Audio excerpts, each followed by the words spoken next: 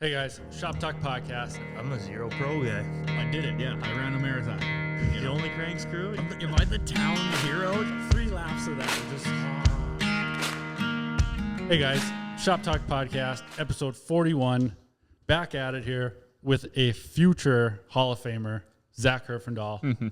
Drove all the way here just for the Shop Talk Podcast. Just for the podcast, yep. Just for the show. Thanks for coming here, Zach. Yeah, thanks for having me. Kind of excited about it. You guys make my drive from Eagle River a lot easier, so appreciate that. Yeah, we're here for the entertainment.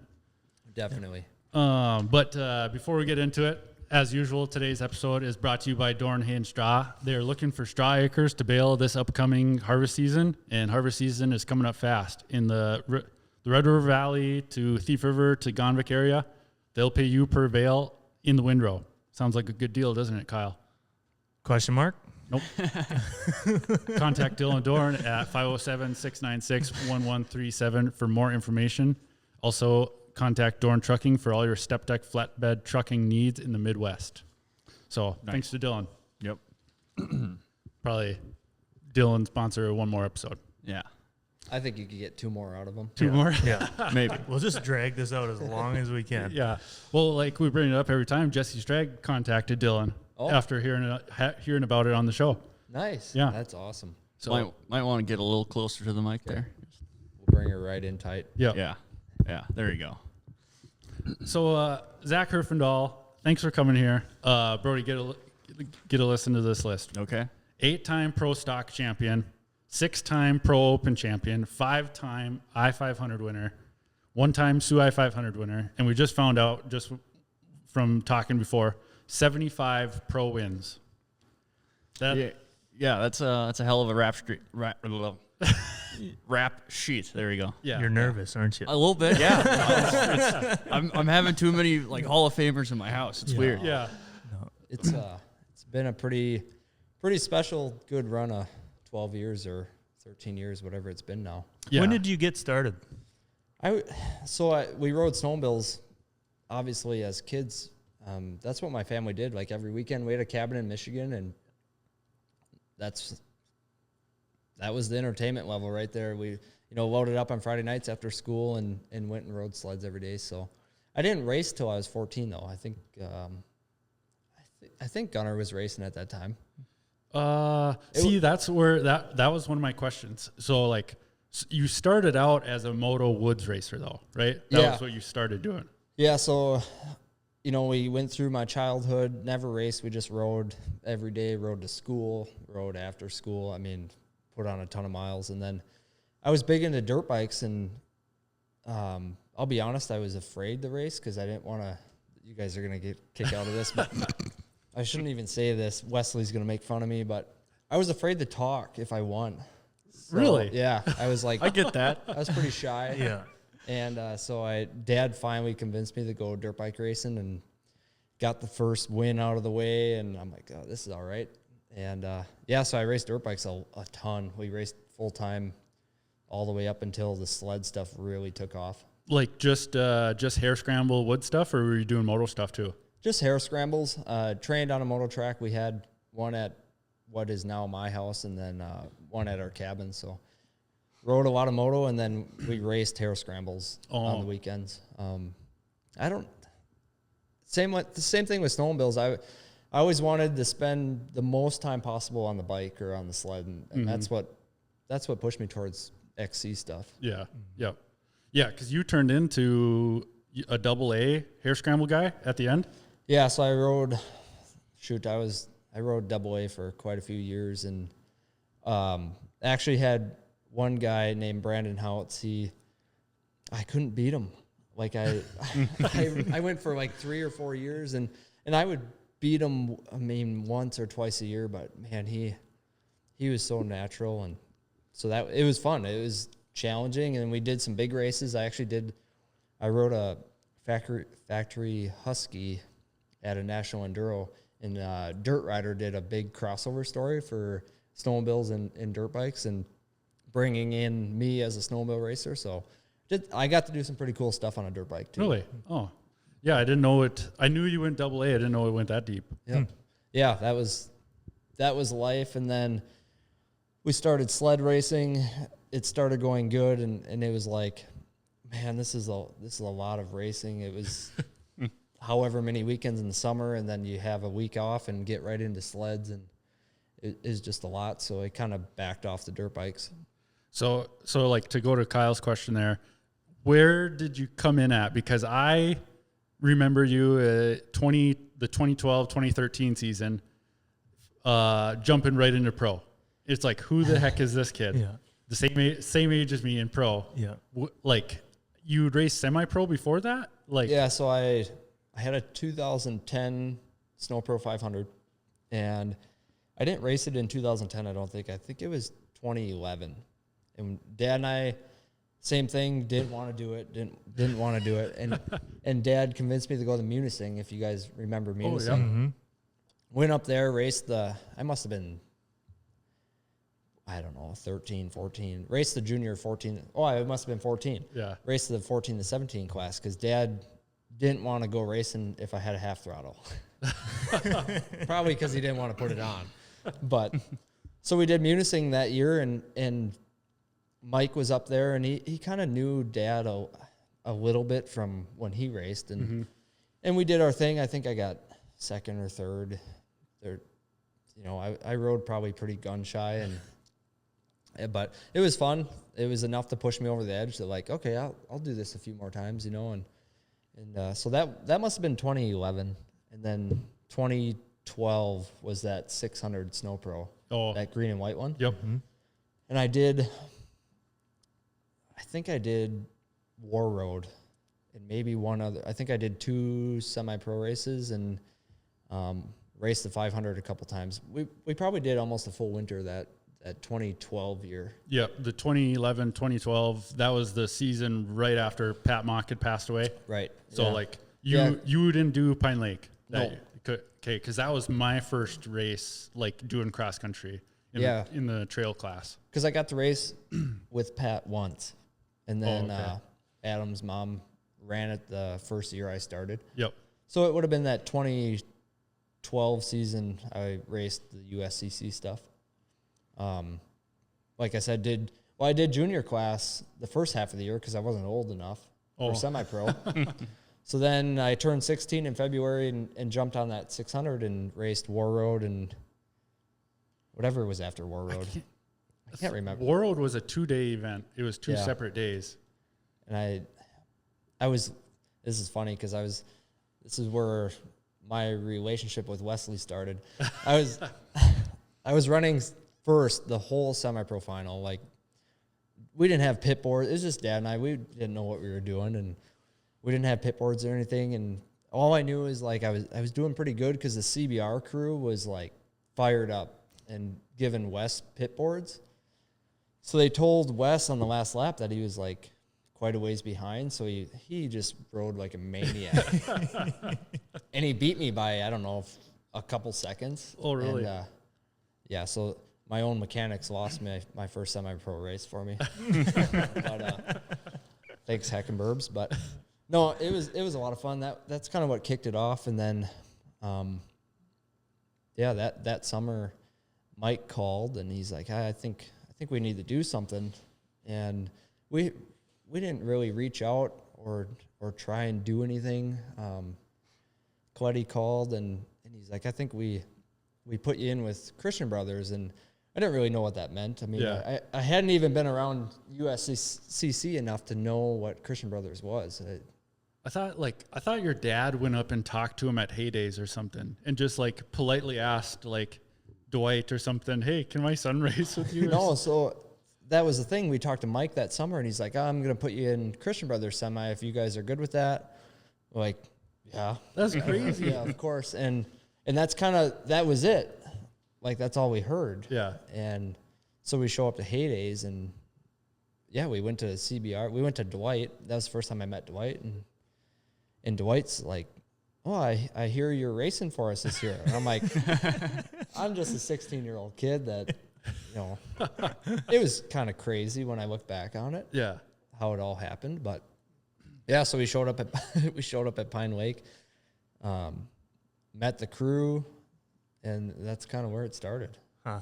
It's kind of a wild story because it's not like I grew up racing, and we just kind of, my dad raced in the late 90s and 2000s and cross country stuff in Wisconsin. Like But he was making the trek all the way over here as well, or he was doing like mainly Wisconsin stuff? no, he was doing Wisconsin stuff. It was called Northwoods Challenge Oh, back in the day, and then he actually came to Pine Lake. oh really? That was his first like big Western race, and it was the year that I think it was a kid that passed away Oh, yep. in the snow dust. Yep.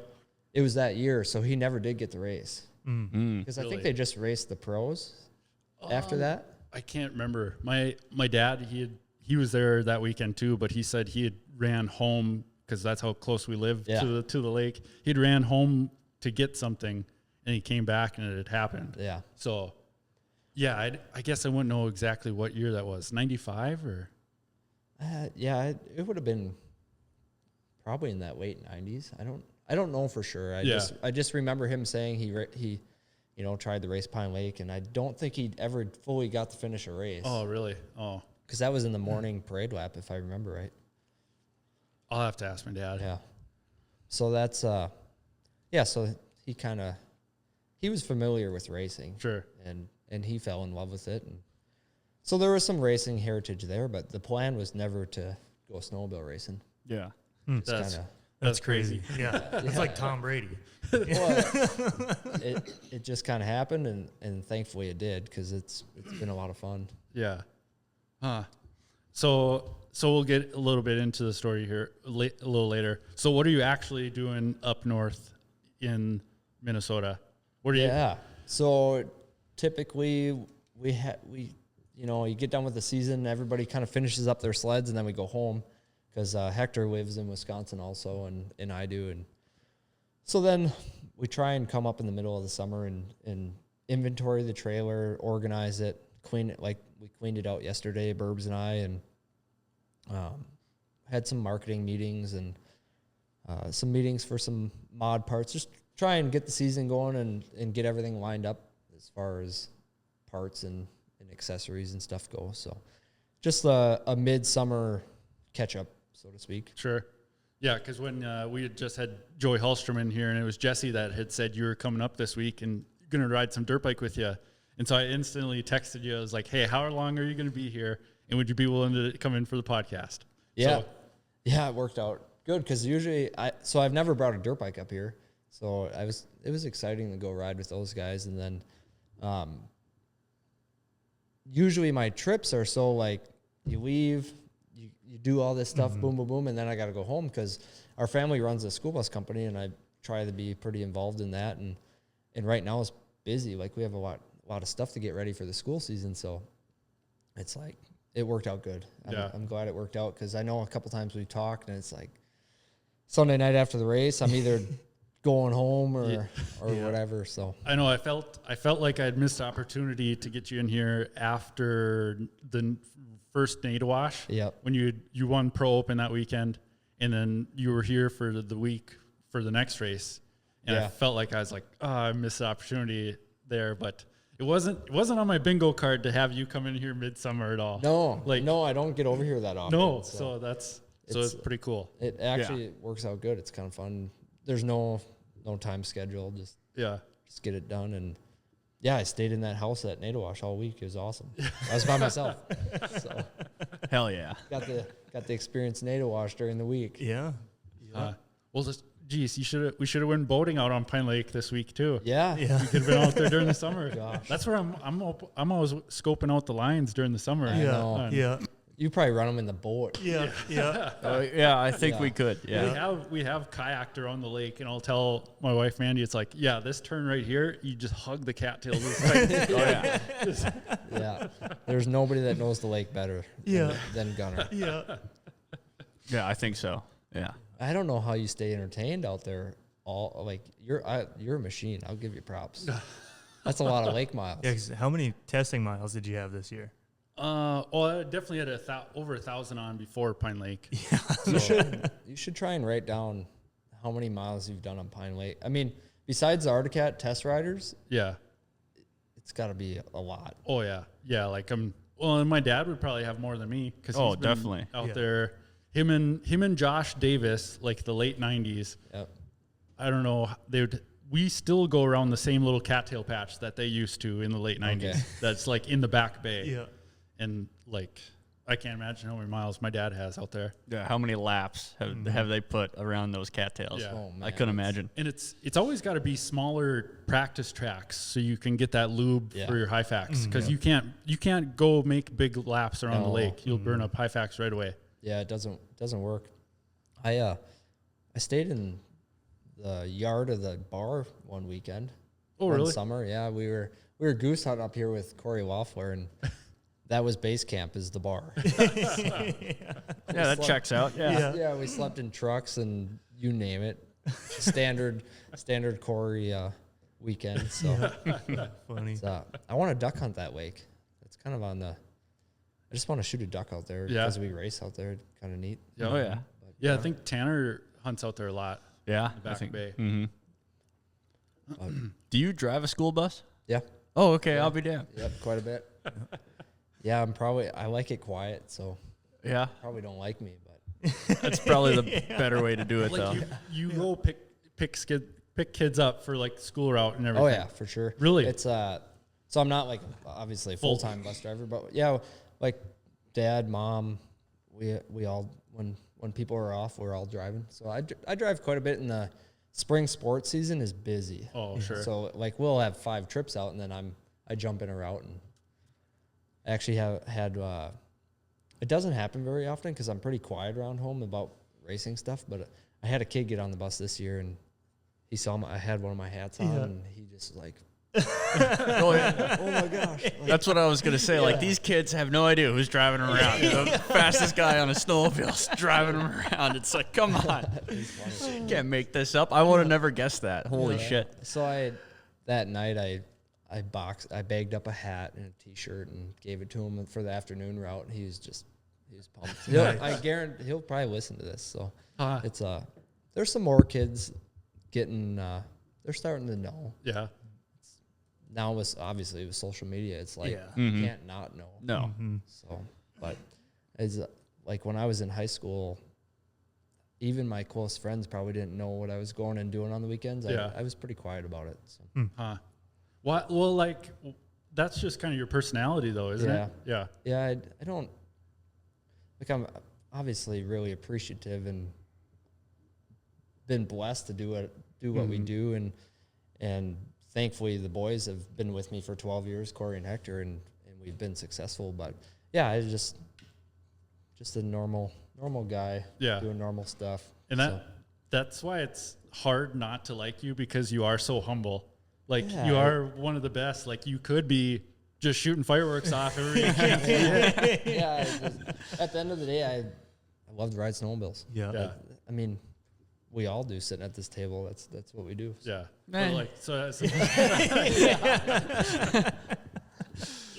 But no, as a competitor, that's the way that I look at you. That it's just I like appreciate that. It's always the goal. There's no need to talk about it. Oh, yeah. You show it on the except for- sled. So. Except for when you're on a podcast. Well, right. Yeah. It's I've never told any stories really, to be honest with you. So it's kind of fun. Yeah. Is this your first podcast? No, I've done the. Oh man, now I feel bad that I forget the name, but I've done one twice for the ice oval. Okay. Oh, yeah. Oh, Dirty Snow. Yeah. Yeah. Yeah. Yeah. Alright. Those Sorry, oval, Brandon. Double branded. The They're old, both branded. Yeah. The oval guys. Yep. But yeah, that's been about the only one. That was through computer. This is a lot better. Yeah. It's a Oh, lot yeah. easier to just look around and Yeah. talk. Yeah. than it is Yeah. The computer. And as time goes on, it gets way easier. Like we're still in the first 20 minutes here, so like Yeah. it'll just start flowing. Yeah. Well, already Yeah, is. that's We're what talking you about have. Even driving school buses. We sat here Yeah. for 20 minutes before we pressed Yeah. record, and it was flowing pretty good. Yeah. Yeah. Yeah. Shoot. The longer they are, the easier it is for me to drive home and listen to them. Yeah. So Yeah. you guys just keep talking to those guys. Just drag this out, Yeah, please. usually I'm sitting there about like never. I don't turn the radio on. I just sit there and drive. I've done it so many times. Yeah. But now the podcast, like, it's awesome. Yeah. You get to hear like guys that I grew up watching, and I was a big snowmobile race fan. Well, you'll get a kick out of the Joey Hallstrom one we just did, though. I know. So I got to watch Joey's. I got to watch Tim Berg's. I'm pretty excited about Yeah. Oh, yeah. from the Carbide. Mm-hmm. Pretty excited about Tim's. I was happy he said Gonvik right away. Oh, yeah. yeah. Because he's from Gonvik. Okay. So And Nice. then I haven't listened to Dennis Ekstrom's. well, That one's good. And I got a couple saved up for the ride home Yeah. because it's going to be a late night tonight. So keeps me awake. heck yeah. So up at the race shop, how's the Catalyst mod coming? Ooh, it's a lot of work. It's we built that mod this year or for this past season and kind of knew what we were getting into, just because it took a lot of years to get our past mods dialed in, you know, and obviously you're competing against a Polaris mod that's had a lot of years on it, and they've had a big team working on it. So you know, we're a pretty small operation compared to their capabilities, but so we worked on it a lot, and Corey built a beautiful sled, and we had our motor done and pipes done, a couple sets of pipes done, and honestly, it came down to we were so worried about testing stock sleds, and we didn't get the time we needed to on the mod. Yeah. We tested it every chance we got, but like at the end of the day, our at least to me, the stock sleds where it's at as far as priority. But yeah, we need to get the mod going. I think we got a little bit of flack for racing the old one, but that's like my baby. I'm so comfortable on those old chassis. Yeah. But then by the end of the year, I loved our ice setup in the Catalyst. So then I'm like, now I don't want to ride the old mod. Yeah. So I know I just about texted Coletti like, hey, do you need somebody to test that Catalyst mod for you in Pro Open? Like, yeah, I'll go out there and run it. yeah. We actually talked about letting somebody ride it, but I just like that's hard too, because you know you gotta work with them so they know, like somebody knows how to give feedback and not just, you know, the point wasn't to just put miles on it. It's like we need to get this thing working. Yeah. So, To a certain extent, to like put miles on it and then look at all the data and everything from it too. So it'd be. Yep. I thought about it. But I never did. I was too nervous. Oh, come on. We're not that scary. I used to be like, not to jump off subject, but when I first started racing, like on the 500, I hit a tree in Grafton, only tree in North Dakota. And I smoked it. And it was just Dad and I ripped the front end off my 500, and him and I were so scared to go to the Christian Brothers and ask for parts. I'm like, I'm not walking over there. I think I was 14 years old, and he's like, I guess I'll go over there. And it is so intimidating. So when kids walk into our trailer now, it's the same trailer, you know, basically. And I'm like, I know how they feel. 'Cause I've been that kid before. Yeah. It's like, honestly, we love to help. Yeah. So it's just kind of funny how it comes full circle. I felt dumb having to go in the trailer down in the first year Okoboji Pro Open final and put my gas cap on out of the fuel stop. So I finished the last 2 laps with no gas cap. I didn't catch it until I was ducked down, and like I had a little spray of something on my goggles and like looked down, no cap. And so I was going down the straightaway with my hand over the cover or over the gas tank for like the last lap. Yeah. Hey, that stuff happens. Yeah. So now it's wire tied. Yeah. Oh, yeah. That thing don't fall off no more. No. So yeah, it's there's some funny times, good stories. Yeah. But it's intimidating too. Yeah. Oh, for sure. But anybody listening, don't be afraid to come in the Arctic Cat trailer. Yeah. We're really not that mean. Well, no, like a lot of people came in the trailer. Was it down at Park Rapids or something 2 years ago? You guys sold out at A-Arms Well, holy or smokes. Nisswa? Park Rapids is our best seller. Yeah, there's so many trees there. It's my favorite track. Like that town does so good. Yeah. Yeah. Oh man. How many neon signs do you have? Not very many. I think 3 of them. Every Park Rapids Pro race, they give away the neon sign that says Heartland 200. Boy, that race kicked my butt like way too many. I don't know how many times I've led it and broke it within like 20 miles of the finish line. Yeah. Oof. Even just that last one, your teammate David Brown won the last one. Yeah. You had a secondary clutch Yeah. bolt come out. Yep. Led. How many miles did that race? 200, right? Yeah, 200 in both days. Yeah. Yeah. Yeah. So I led right till that last ditch, and then I it's hard because that was David's first pro win, if I remember right. Yep.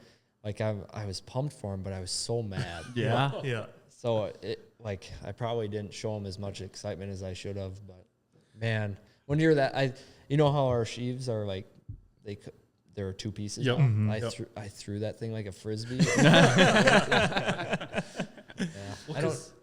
that was the first year you guys went to a secondary bolt, right? Yeah. Instead of a C-clip. Yep. Yeah. Yeah, we had the bolt, and it just came down to torque spec, and Yeah.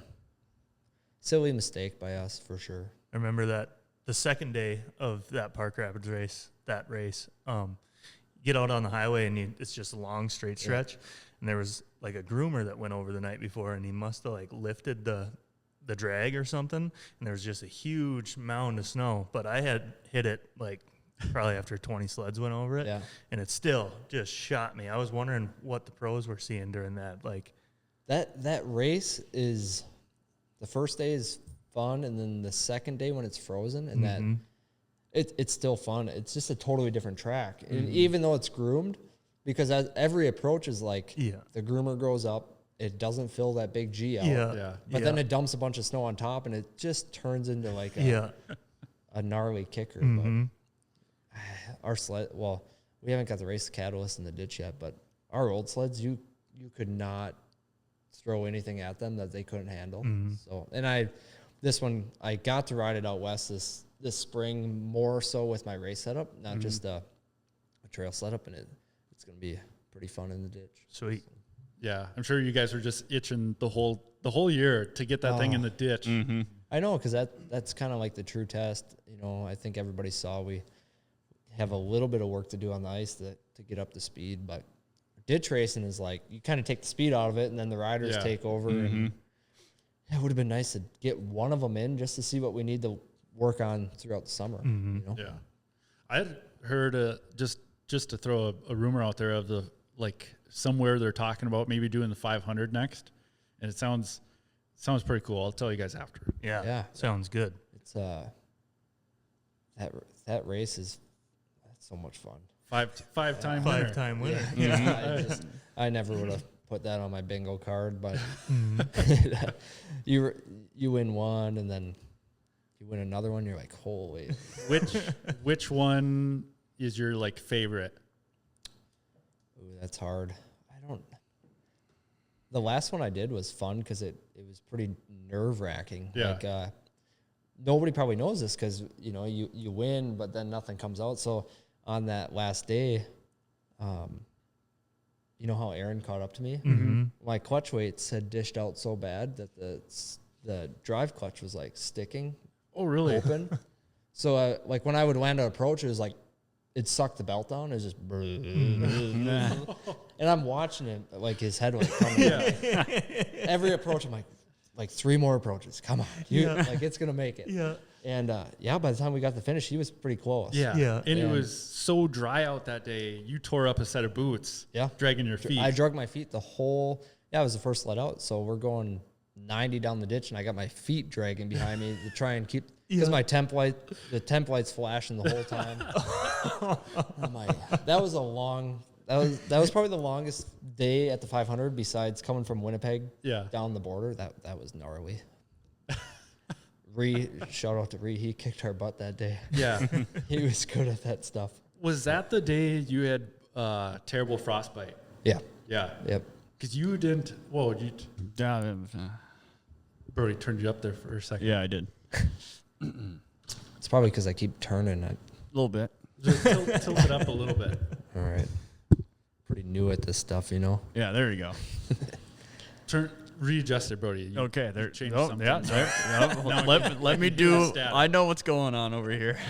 Come on, big guess. You can't do that. I remember, it was Ree crossed the line, then you were behind him. Yep. and you got right off your sled and you like just bolted towards the trailer. I didn't talk to anybody. I sat in front of the heater and I shook like uncontrollably for they said over an hour. Really? It must have been hyperthermic, but yeah, because I came down from Winnipeg, across the border, my zipper came undone on my jacket. So as this open, I stopped. I'm like, hey, this isn't worth it. Like I stopped and got all my clothes buttoned back up, and that's I don't remember if that's when Ree got out front or not, but yeah, he was fast that day. Yeah. Because we came down. You raced that, didn't you? No, I raced the final day. I raced the ditch finger class, Okay, yeah. the final day. Yeah. But I was there at Thief River watching you guys finish that first day. Our carbides didn't leave marks in the ditch coming down from Winnipeg till we got to the border, like that.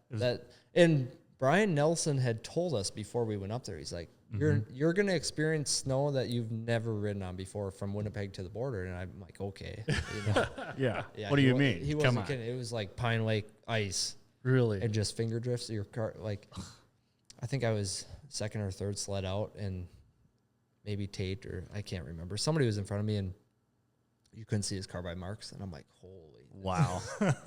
this is crazy!" And then somebody would crash and just parts everywhere. Yard sale. Yeah, that was the coldest day I've had on a sled. Really? Yeah, it was all your four fingers at This- least were black, weren't they? This my left hand, these couple fingers were black, and Holy in- crap. we went in that night to just get like I've never had black fingers before. Yeah. Yeah. So like, what do we do? And they're like, well, you can't go out again. I'm like, yeah, okay. So we taped them up, and I must have found a big glove and put it on, and Yeah, because you kind of wear muffs now. yep. No matter what when it's cold. I've never. Yeah, the boys make fun of me every weekend. Up until that day, I had never even put handguards on. Really, I didn't need them. Really? Now, if it's below about, this is gonna sound bad, but like 20. If it's below 20 degrees, yeah, I can't. My left hand freezes so fast. Really? Especially Wow. on that brake lever. Yeah. Mhm. Yep. But it's yeah, that part kind of sucks. Yeah, that's where that first year I got second at Pine Lake was super cold. So it'd been three Pine Lakes ago, and like my jacket it came up or something. So the whole bottom half of my stomach was black Yeah.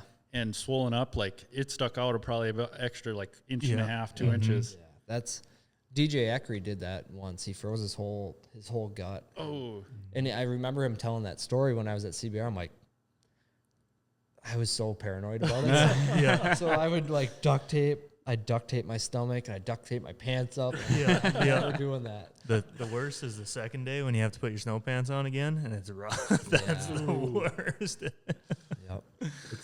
Yep. Frostbite's no joke. Yeah. That sucks. It's just something that like nobody really talks about in the sport. Like on our show, we've never talked about it before. no, I guess not. No. But like, Oh, and you can't talk about it too much because the guys in the 60s and 70s literally didn't Yeah. even wear a face mask. yeah, So yeah, they probably look kind of like, yeah. I think True. yeah. 75, something like that. So the racing from Winnipeg to St. Paul, somebody froze his eyeballs. Like, Yeah. yeah, Yeah. like That's, gnarly stuff. well, that's duct tape and Yeah. no goggles, just the face shield. Yep. It's like, oh man, and then no hand warmers neither. yeah. Like on my father-in-law's like TXL 340, the stiffest thumb throttle you could ever imagine Yeah. with no hand warmers. Mm-hmm. It's like, all right. Yeah, That's the only time I've stopped in a race ever is to fix that jacket, but it was so cold. Well, you stopped at the border and you took a picture though, didn't you? Yeah, but I mean, they made me stop. So I was sitting there and I was the first sled to the border. So they were kind of like, Oh, What do we do here? they didn't know what to do. Yeah. So Yeah. they're looking and they're like, can you take your helmet off? And I'm like, oh, I really don't want to. Cause like I'm taped up. yeah, That was the worst part is yeah. not only -30, but you know how you get taped up and you're locked in. yeah. Oh, yeah. I'm like, I'd rather not. It's pretty cold out. And they're like, okay, just give us a minute. And I'm like, well, if I got a minute, I'm going to get, like, this is a cool moment. Yeah.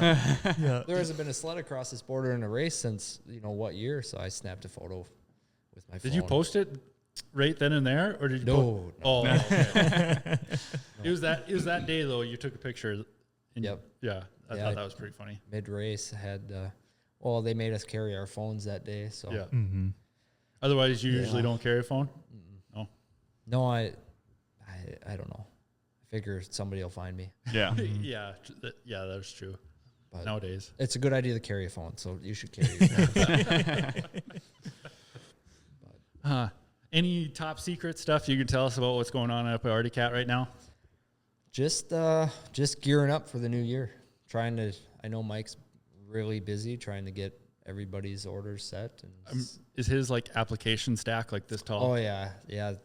He doesn't get much breathing room from his computer. I don't think this time of year. So he was busy up there, which was fine because Burbs and I had our stuff to do, and David and Derek would pop in during their lunch hour. They both work at Arctic Cat, so nothing too crazy to share. Just it's too early yet. Trying to get ready, trying to get going for the season. Do you got? We could run out to your trailer, see if you got any secret stuff in the trailer. There's the orange sled is in there. Oh, it is. Oh, yeah. You guys will have to check that out. Yeah. So it has 0 miles on it. It's only been started on the jack stand, and Oh, wow. That It's one's- that new. it's new. Damn. So that was supposed to be our F500 sled. We can when we get down that timeline, I'll share a story about that. About the orange sled? Yeah. Well, yeah. Well, Oh, you want to? So Todd Octoberg is going to be happy with me, but we read the rule. Burb's favorite color is orange. oh, really? Yeah. Oh, So It's an odd that- color to have, but Yeah. So that's why you remember that Simon's mod. It was orange. Yeah, yeah. yeah. X Games. He loves orange. So That sled's for sale right now. Nick Lee Yeah, is it is. selling it. yeah, I sent that to my dad this morning. I'm like, oh. Oh, that's pretty cool. That would be a sweet sled Yeah. to put in the garage. So Nick, that's a replica of it, and then Ryan has his hanging in the garage yet. Oh, which is really? pretty cool. Huh. Yep, he's got that one and one other one. But yeah, so back to the story. Burb's favorite color is orange, so he's like, we gotta every year like let's build an orange sled, and you know the rules always said you couldn't, and so I dove into the rules last year, and I'm like, cross country doesn't say that you can't run an orange sled in the ISR rule book. But it says oval and snowcross. You can't have orange on your snowmobile. Oh. So I'm like, oh, maybe there's a chance. Yeah. And so then I went to Todd Myers, and I'm like, Todd, here's the plan. Like, please don't, we want to build this sled for the I-500, but we like to kind of release them and share them. And like, can we build an orange sled? And he goes, boy, according, I don't see anything that says you can't. I'm like, good enough for me. Like,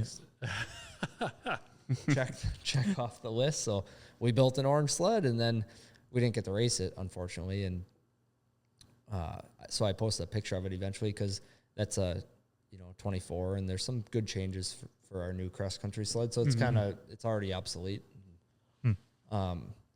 So I posted that picture, and then Todd Octoberg called me that same day, and he's like, what are you thinking? I'm like, hey, it was a loophole. You missed it in the rule book. Yeah. So, yeah, the rules are changed now.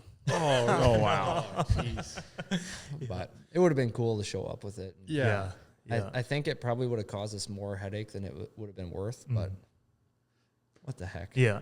You do retro wraps on like all your mods. All of them. I love it. Yeah. Like- we're kind of running out of sleds to copy, though. Oh, I got plenty of them. Okay, So well, just perfect. text me. Yeah. We kind of ran through the Fire Cats. Yeah.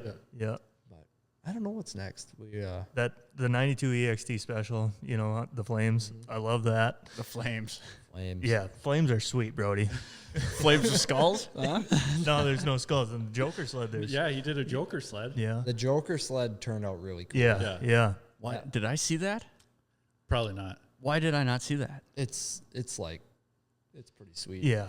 Yeah. And you guys don't get to see under the hoods, but there's not a part that's not paint matched. On Oh, that really? sled, yeah. Yeah. Really? I mean, everything down like Burbs even breaks down the brake calipers, and we Yeah. paint, he paints everything. Well, I've seen that before, like the Yeah. brake calipers and the chain case housing, and it's like, holy shit. Yeah. Like, He does a really good job at doing that stuff. It's cool. We're pretty spoiled, but yeah. So the Joker, we've done the fighter pilot. What else have we done? Have you done a 93 ZR? 93. Yep. Yeah. I did a 93. David did the 96. Because I kind of do our graphics. Yeah. And then This year we wanted to copy our trailer, Yeah. which I really like those. Yeah, ones. It's yeah, kind of they what we look did for the sharp. F3 too. Yep, you look sharp. Mm-hmm. Did the flamer. Yeah. Yeah. Flames are sweet. Yep.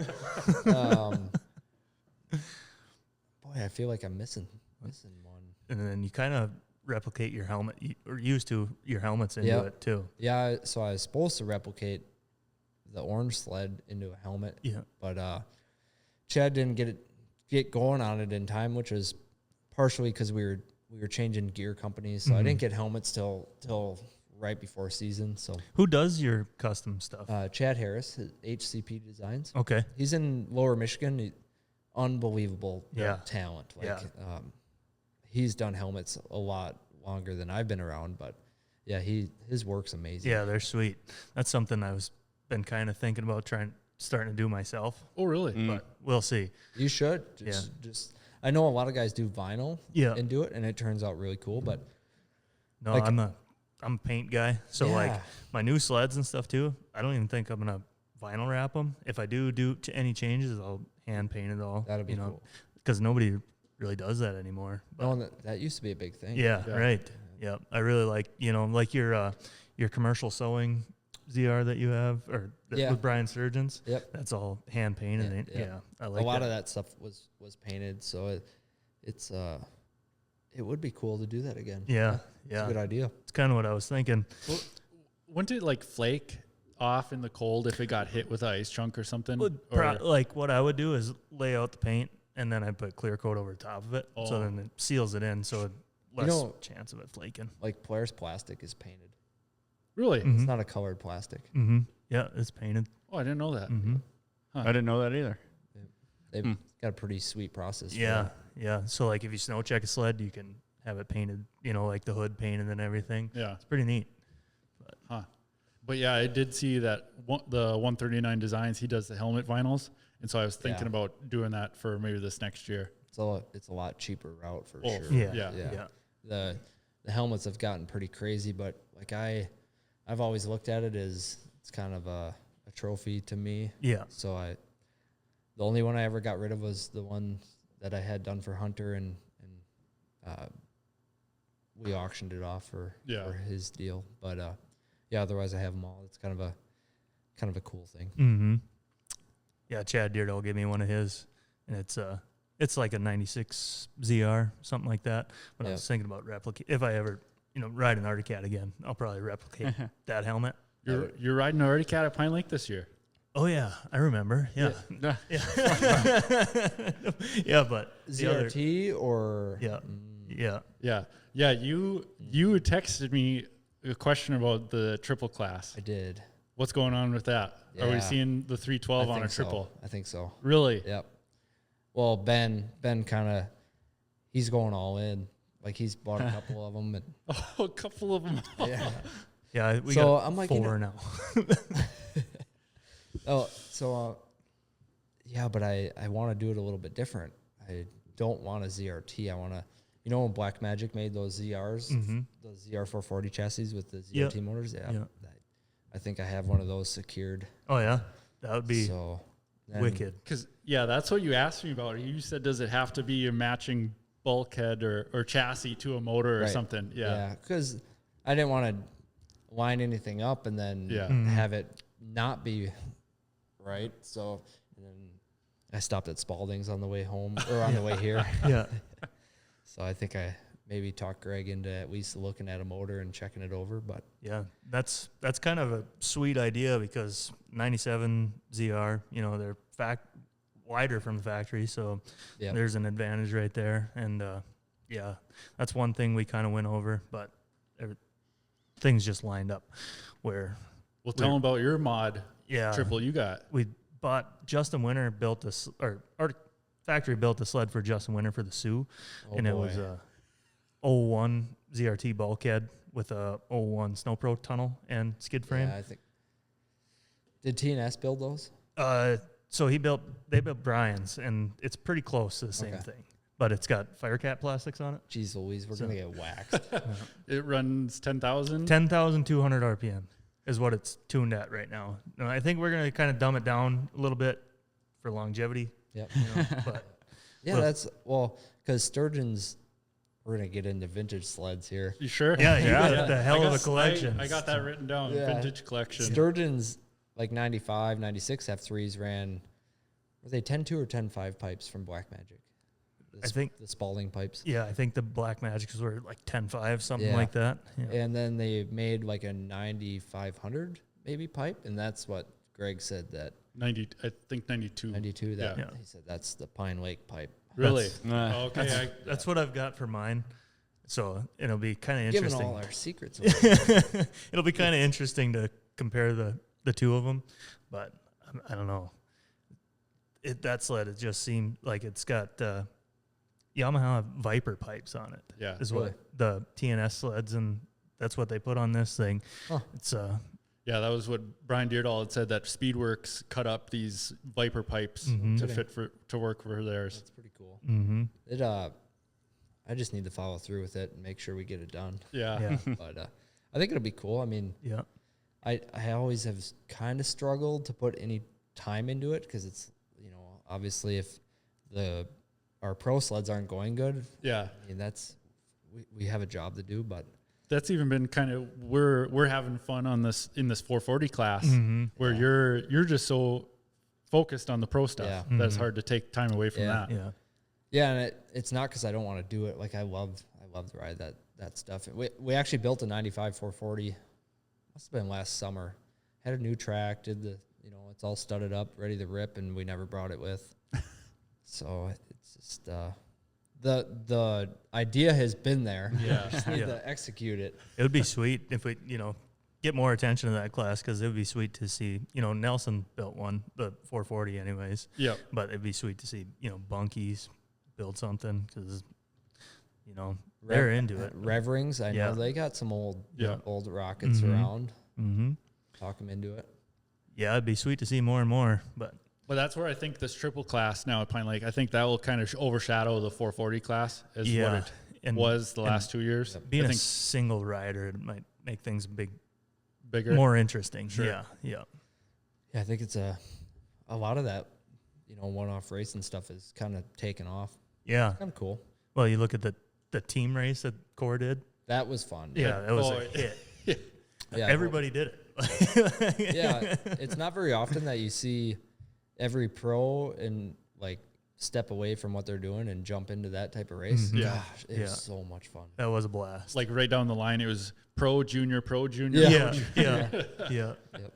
Pretty cool for everybody involved, the kids, and yeah, saw some pretty deer in headlight look from a couple kids. yeah, yeah. I had my 98 wedge parked right next to the Hatteen sled, and he's kind of looking at it, and I was looking at him. He's like, "You riding with Gunner?" Yeah. Who'd you do it with? My brother. Okay. Yeah, he was doing pretty good, but he's a little girl. He doesn't like to get into situations that are over his head. So There was a lot of water on the track at yeah, that point. yeah, Like, Yeah. yeah, because I didn't race pro open that day, so that was my first Okay. 2 laps on the track. Yeah. And coming to the first turn, and it's just a deep water yeah, rut. It's like, oh, Here we go. Yeah.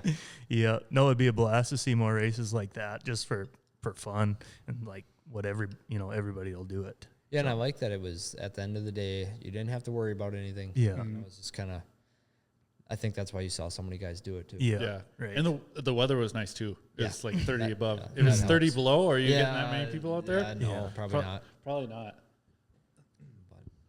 But No, that's the vintage stuff. It's That's sweet. I think I'm looking forward to the pro race like I always do, but this triple race, I think that's going to be. it'd be cool. Yeah. Have you ever like ridden an old sled on the ice? Like Not on the ice. no. No. I've definitely rode plenty on the snow. Yeah. but Not on the ice. See, that's where like talking to Tate at Pine Lake, he's like, I hate riding these things on the ice because he said it hurts my hips. The old ones? Yeah. Yeah. Well, Hurts my hips. Tate can barely walk. Yeah. Oh, he's such a warrior. Yeah. Just keeps going. But no, so I have that written down, your vintage collection. Yeah. How did that start? Was it like after you got into Artie Cat and started diving deep, or was that before the racing? It was probably throughout the whole thing. My dad had a couple. He was into the old LT Grays. Yep. Hell yeah. Not like high dollar race stuff. Nothing crazy. My family's rode Arctic Cat since 1968 was the first one, maybe. Between my grandpa, my dad, and myself, we've had like 225 Arctic Cats. So it's kind of been in the family for a bit. Jeez. For a bit. Yeah. Yeah. But anyways, yeah, so we started out with LT Grays, and then I somehow talked him into buying a 1980 Snow Pro, and he was all about it for a little bit. And then, so that sat in the corner of the shop for, oh my gosh, a long time, a lot of years. Never did anything with it, just kind of, it wasn't finished. The hood was cool. Yeah. Yeah. And looked at it, and then I don't even know how we kicked off on like starting to accumulate actual rare race sleds, but it just, I was actually up at our cabin mowing grass, and one of our good buddies called, and he's like, hey, this Snow Pro popped up online like 3 hours from home. You should go get it. And so we went and got it, and I became obsessed with like 1980 Snow Pro. So Yeah. we ended up, at one point we had 10 of them. That's crazy. Because how many did they make? 1980, they made 100. Yeah. Wow. That's crazy. The Arctic Cats, and then maybe a little bit more. Everybody will argue the numbers, but it was about 100 Arctic Cats and 25 or 30 Scorpions. Yeah. Yeah, that's crazy. So you own 10% of the population. Yeah, at one point, it kind of got, it was like, this is out of control. So. Yeah, yeah. Yo, are you trying to buy all of them, or? No, they kept popping up. How do you say no? And I suppose being from Eagle River, that's kind of. Yeah, and I got to say, my racing has probably helped a little bit, because people like see the Arctic Cat passion, and they are like, they appreciate what you're doing now. So, and there's not a lot of young guys that are into the old sleds. So, yeah, kind of just steamrolled out of control for a while. We definitely it's not Dad. I had to get in check, and it's been good though. We don't keep them all, but I think some guys get a little upset when you sell them, but we try and we have a garage, and once it's full, that's our limit. We kind of made that deal, and so if the garage gets too full, we sell a couple and find some new ones. Yeah. So I was at your garage this winter at Eagle River. That whole, did you build that addition just for the sleds? Yeah. So that used to be, our old bus shop was across the road. That used to be 2 garages, and then we moved them with a skid steer one day, put them together, and it kind of on accident became the snowmobile showroom. Yeah. So. No, that was sweet. Like thanks for letting us work on that catalyst mod in there. Definitely. And every couple of minutes I'd see my dad just like peeking in through the glass doors, like just looking in there. And then your dad finally, I was going to say, I hope you went in and actually looked. Yeah. Your dad came in there. He's like, oh, you can go in there if you want. And my dad's like, really? But yeah, we walked around in there for quite a bit, and that is some cool. Yeah. It's fun. It's a hobby. Yeah. You got a lot of unique stuff, like old Brian Sturgeon stuff. Yeah. I kind of got over the Snow Pro kick for a little while. Now I'm back into it, but then I started seeking out like TNS sleds. Yeah. And we have quite a few of them. I got a couple more to go, so we have like every style. Yeah. And then I think I'm done with that. But you just get in a kick. Yeah. It's just like any sport or hobby. Yeah. You get in a kick, and I'm like, let's try and do this. And then some reason my dad's like, yeah, okay, I'll, because we were 50-50 and everything. Sure. Which makes it fun, because I get to do it with my dad then. Yeah. Too. Yeah. But sometimes he looks at me, he's like, what are you thinking? It always works out. So you can't say too much. It's like, we have to work on these brand new 2024s, and you keep buying these 80s. Yeah. Well, that's probably part of the problem, is because when I get home from winter, I don't really have a desire to look at snowmobiles. Yeah. So I bet you that shop you were in, I bet you that sits locked from probably, all the way through winter. We only use it for testing, and then nobody really goes in there until about this time. I went in there the other day, and I kind of got excited. I'm like, okay, we can start tinkering on stuff. So No, that was, you had a sweet setup there. Like you had a winch and everything, and Yeah. we found you had a scale sitting on the one bench. Yeah. So we were like, fuck, let's weigh this thing. Just started weighing random stuff. No, we weighed our catalyst mod that we were working on. It was like just the most random, like Greg Catter was like, yeah, pull it up. Yeah. We, Dad got that scale, and then I think everything in that room got scaled. It was just weighing stuff. Using it. Because we were building a new mod. It must have been at CBR at the time, and Corey is like trying to get it as light as possible. So we're like, hey, can you weigh some of our old mods? Because I've kept as many as I could, and it's like he starts sending pictures of weights. Pretty soon, there's a 01 ZR getting weighed. Yeah, and I'm like, okay, that's enough. It's kind A of whole spreadsheet on just weights. Yeah. With gas, without gas. Yeah. But weight, talking about weight, that's such a huge part of our sled build. So Really? it's I think we focus on weight more than anything for sure. Yeah, like I see you post pictures of like CNC, like even like the top structure and everything is all milled out. It's to the extreme. That's sweet. It's definitely, when you look at it, it's kind of surprising that they don't fall apart. Yeah, because right. there's not much material left on them. Yeah. The latest one that one I raced at Nadawash this year, that old one, that's been the lightest one Corey's ever built, and it had all last year on it, and then these couple ice races, and I blew that track in the heat race on Nadawash number 2. We brought it in and we start looking at it, and like the tunnel was ready to fall off. I mean, it's so lightweight that stuff was starting to wear out, and it's like, this thing, one more race and she's getting parked in the corner. So they do wear out. The ice is so hard on them. Oh yeah. Snow, like ditch racing, is a piece of cake. You bring them in, you wash them, you bolt check them. If they need top ends, you put top ends in them. Otherwise, it's like back to the next race. Ice racing is brutal. Yeah. 3 times as much work. The only way I can explain it to people that like, they're like, really, ice racing is that hard on stuff? It's like you're taking something that's made to go in a straight line, and then you're just turning it, like trying to bend it. Well, the chatter of it. Yeah. Like, it's the chatter of Yeah. The harmonics and the chatter that it'll just rattle, your pipes, the insulation rattles out. I mean, they just rattle, rattle apart. So yeah, a lot of people are caught off guard when you talk about that. Yep. I said that every time, like the last 4 times I raced that old 4-stroke I had, it's like, this is the last time I raced this. Like the whole tunnel's all spiderweb cracked. Bulkhead. Yep. Like, and you could race that same sled in the ditch, and it would be fine for a long time. Yep. So That's the one you raced in the 500, wasn't it? In the ditch banger. Yeah. The ditch banger class. I won that class. I wrecked out that day, right just south of town here. On your LT Gray. Yeah, on an LT Gray. Did you stop in Leonard for a beer?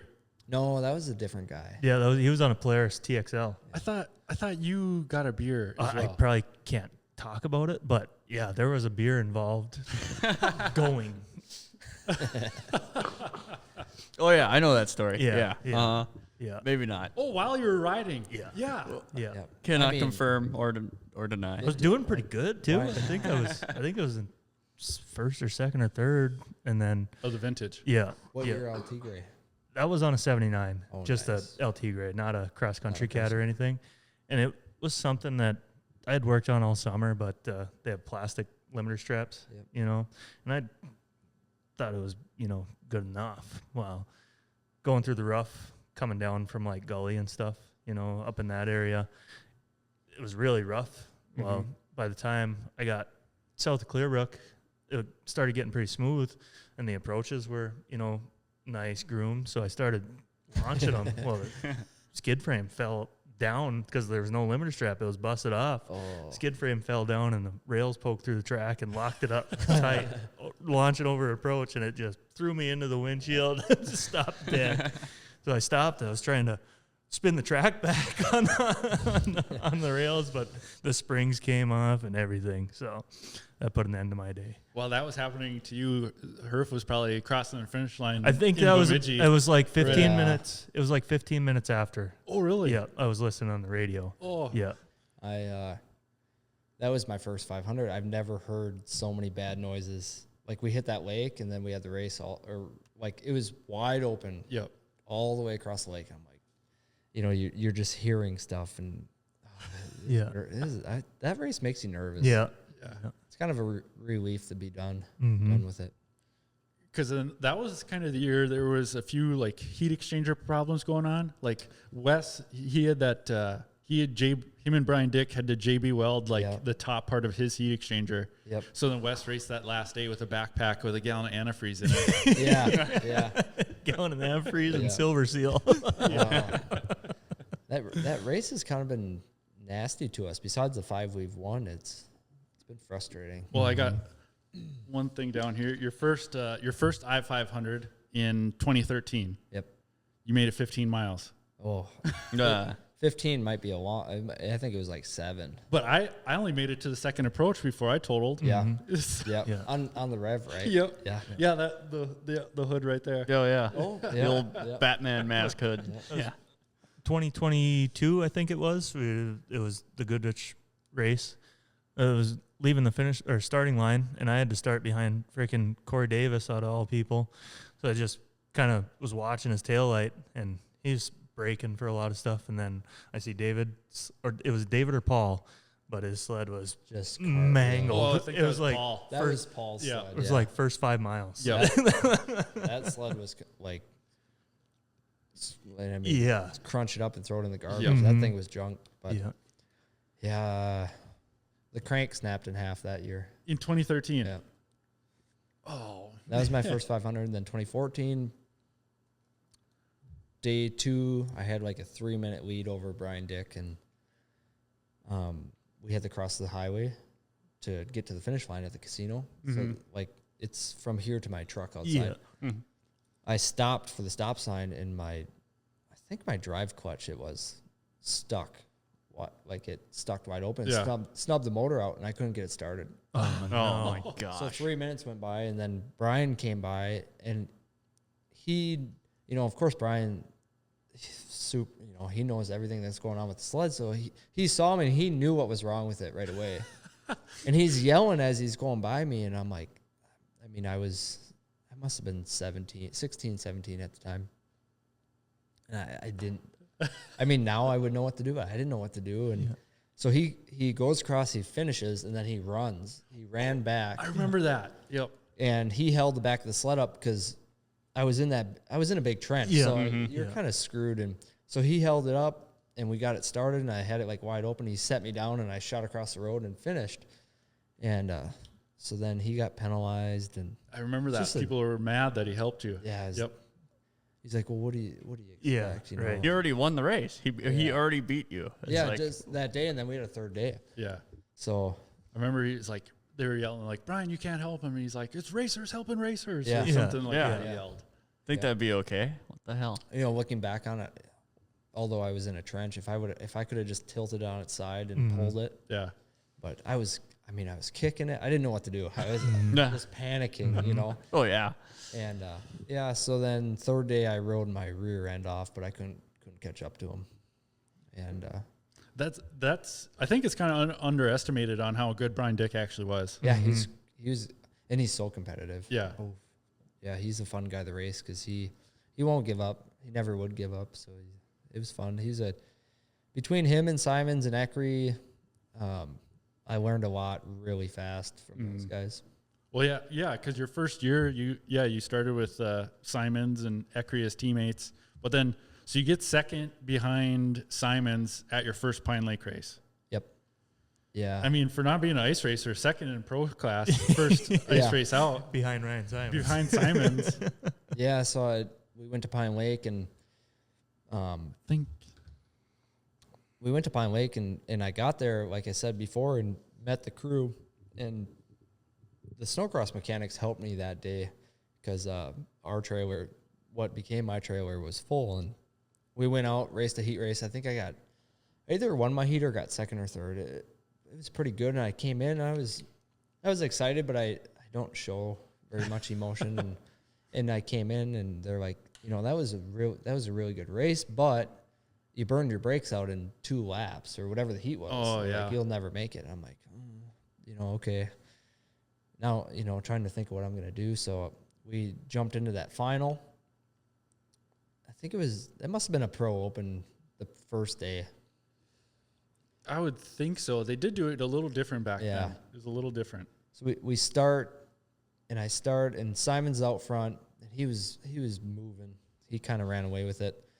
So then it was Dick and I who we worked our way up in the second and third, and I followed Brian for probably about a lap or two, and I watched his brake light. Like when his brake light came on, I try and drive just a touch further, and then lock him up and watch his brake light around that whole lap. And I really haven't burned a set of brakes out since then. Yep. So it's kind of soaked up his braking points and got around him, and then he was pretty upset with me that first race.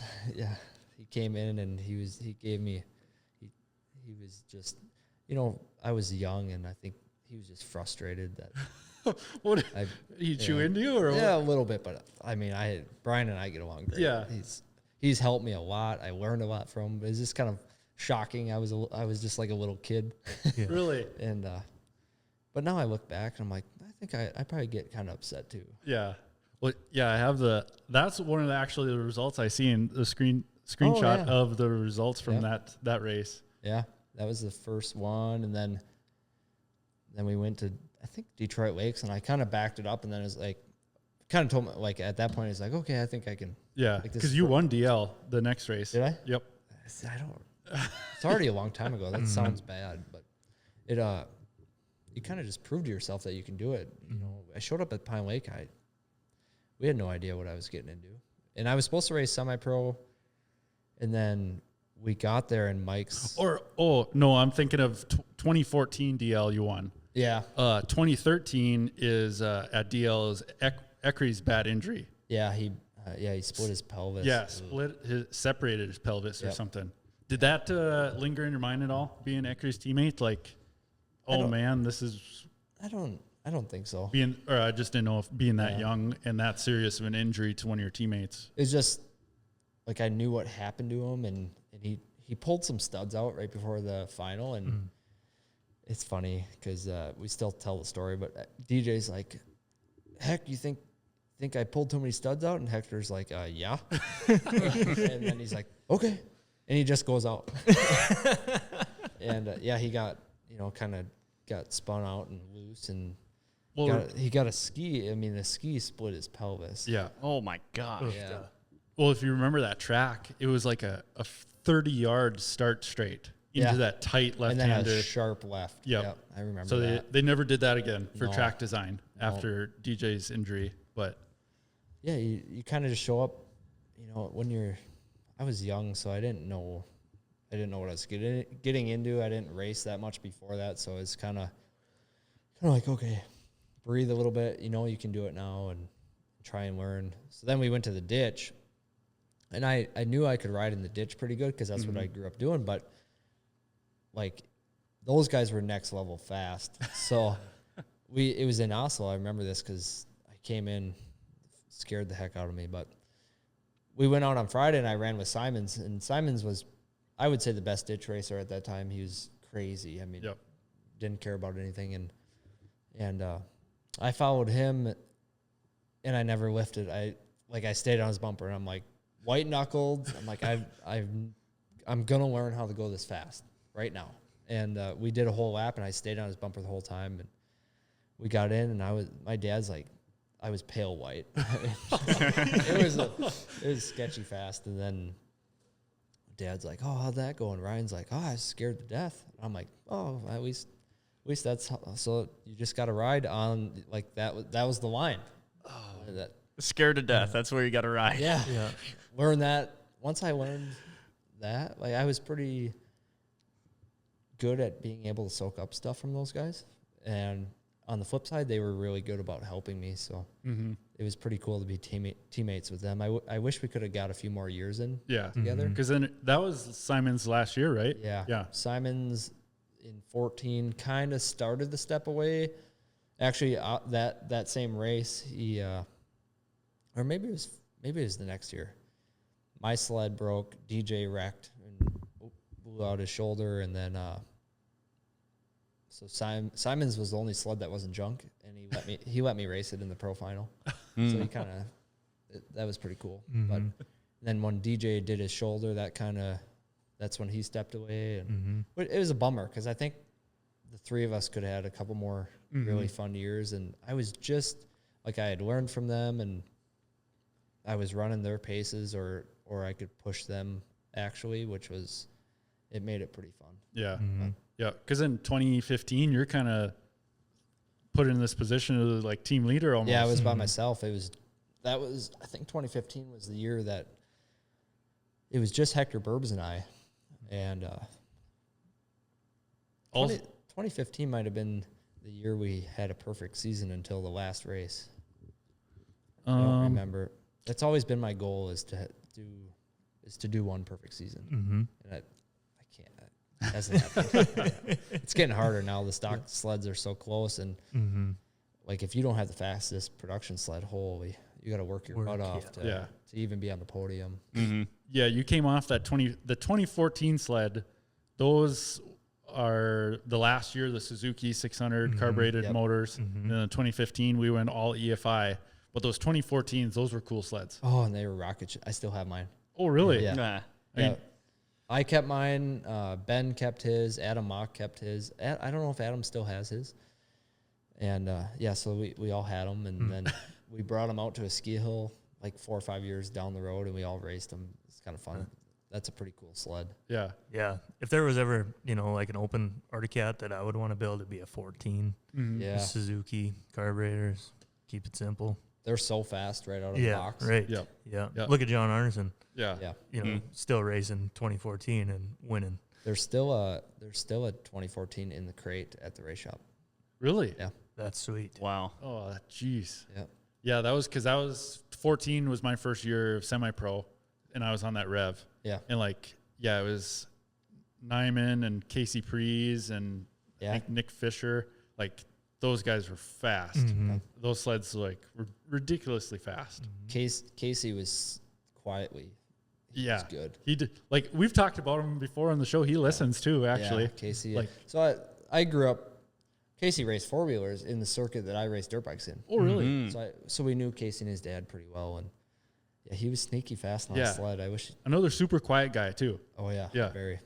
But it was kind of fun to see him get into sleds, and then he was pretty successful in the semi-pro class over here.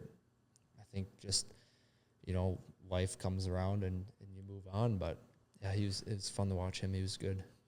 Yeah. So those 2014s, those were. I mean, Arneson's still racing. Yeah. That's and it's still fast as hell. And he Arneson still beats the young kids. It's so funny to watch. Yeah. My brother on a 2000 XC600. That's another sled that's sneaky fast. So nobody knows about them, but they all ask. So it was really funny seeing my brother and John Arneson duking it out for the top spots with 2 old sleds. Yeah. So. What'd you think in 2015 when we went EFI? I mean, it was different, but our 2015s were really good. Yeah. So that's still my favorite sled probably to date because they handled a lot better than the 2014s. Our 13s and 14s were pretty twitchy and unstable. And then we went to that 15 chassis, and like I said, it was my favorite sled. I raced my stocker as a stock sled that whole 2015 season, and then we made it into a mod, and I raced it the whole 2016 season. Then took the motor out of it, and I have it sitting in the shop. But it's so wore out. But by far my favorite sled. I think 2015 at Pine Lake. I think you got 4th. That was the year that Bobby got DQ'd. Yeah, poor Bobby. Yeah, poor Bobby. But those Axis chassis on the ice surprised the hell out of me. Yeah, because I didn't think I thought they were going to be another rush chassis. But I guess the way that rear end was set up, they had 0 weight transfer at all. Yeah, Bobby's talked to me about those before, and they were tricky. A little bit tricky to get, but shoot, he had his working good that weekend. So I can't remember who. I think it was Ryan Faust that got moved into first place after that. Was that 2015? Was that the year you did Red Bull Snow Boundaries? It might have been. 15 or 16, I I think. think it might have been 16. It was right in that era Yeah. for sure. I think. I don't know. You raced a mod at that. Yeah, so we built a sled just for that race. It was must have been a Snowcross. Maybe it was a cross country chassis. And then we put like a middle of the, so we split the cross country valving and the Snowcross valving, made a middle of the road package.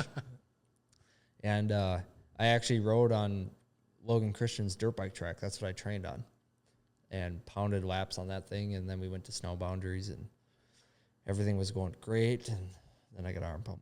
That I heard that too. Like you had arm pump so bad you couldn't get the gas cap off. Couldn't get the gas cap. Wow. Yeah, that's I'm our just- pump, all right. I'm just giving people ammo here to make fun of me. Yeah. No. So that 2016, I'm on the Yamaha. I struggled to arm pump terrible. Yeah. Like 3 laps, I'd have arm pump. And then so me and my wife went down there and watched that. And then like that next week, I'd heard you got arm pump. I was like, so he is human. Well, I typically have never battled arm pump. Really? I mean, on the dirt bike I do. Yesterday, holy smokes, I was pumped up. But I think it was a whole, like it was hot out. And because I couldn't, gas stop was bad. Burbs was just yelling. I don't know what you want me to do. I'm fully defeated at this point. Should have won that race, no problem. I mean, we were so far ahead. Yep. Gosh, it's frustrating. Yep. Some of those, like sometimes you want to redo. That's one of them on the list that I'd love to redo. But Because you ended up getting second. yeah, Yeah. yep. But I threw my goggles off after the fuel stop. Arm pump went gone. So I think it was just a breathe. Like I wasn't getting enough air, and Really? riding in that gravel pit without goggles kind of sucked. But that race was cool. I can't believe they didn't keep doing it. Yeah. No. Like, I mean, did you guys go do it? Watch. There's so many sleds there. Yeah. The ditch, like I think it was 2 separate classes. Yeah. And both classes had like 200 sleds out there each. Yeah. Holy crap.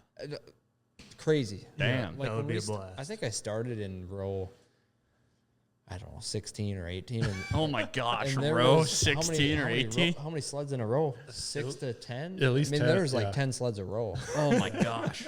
I was just buried. Yeah.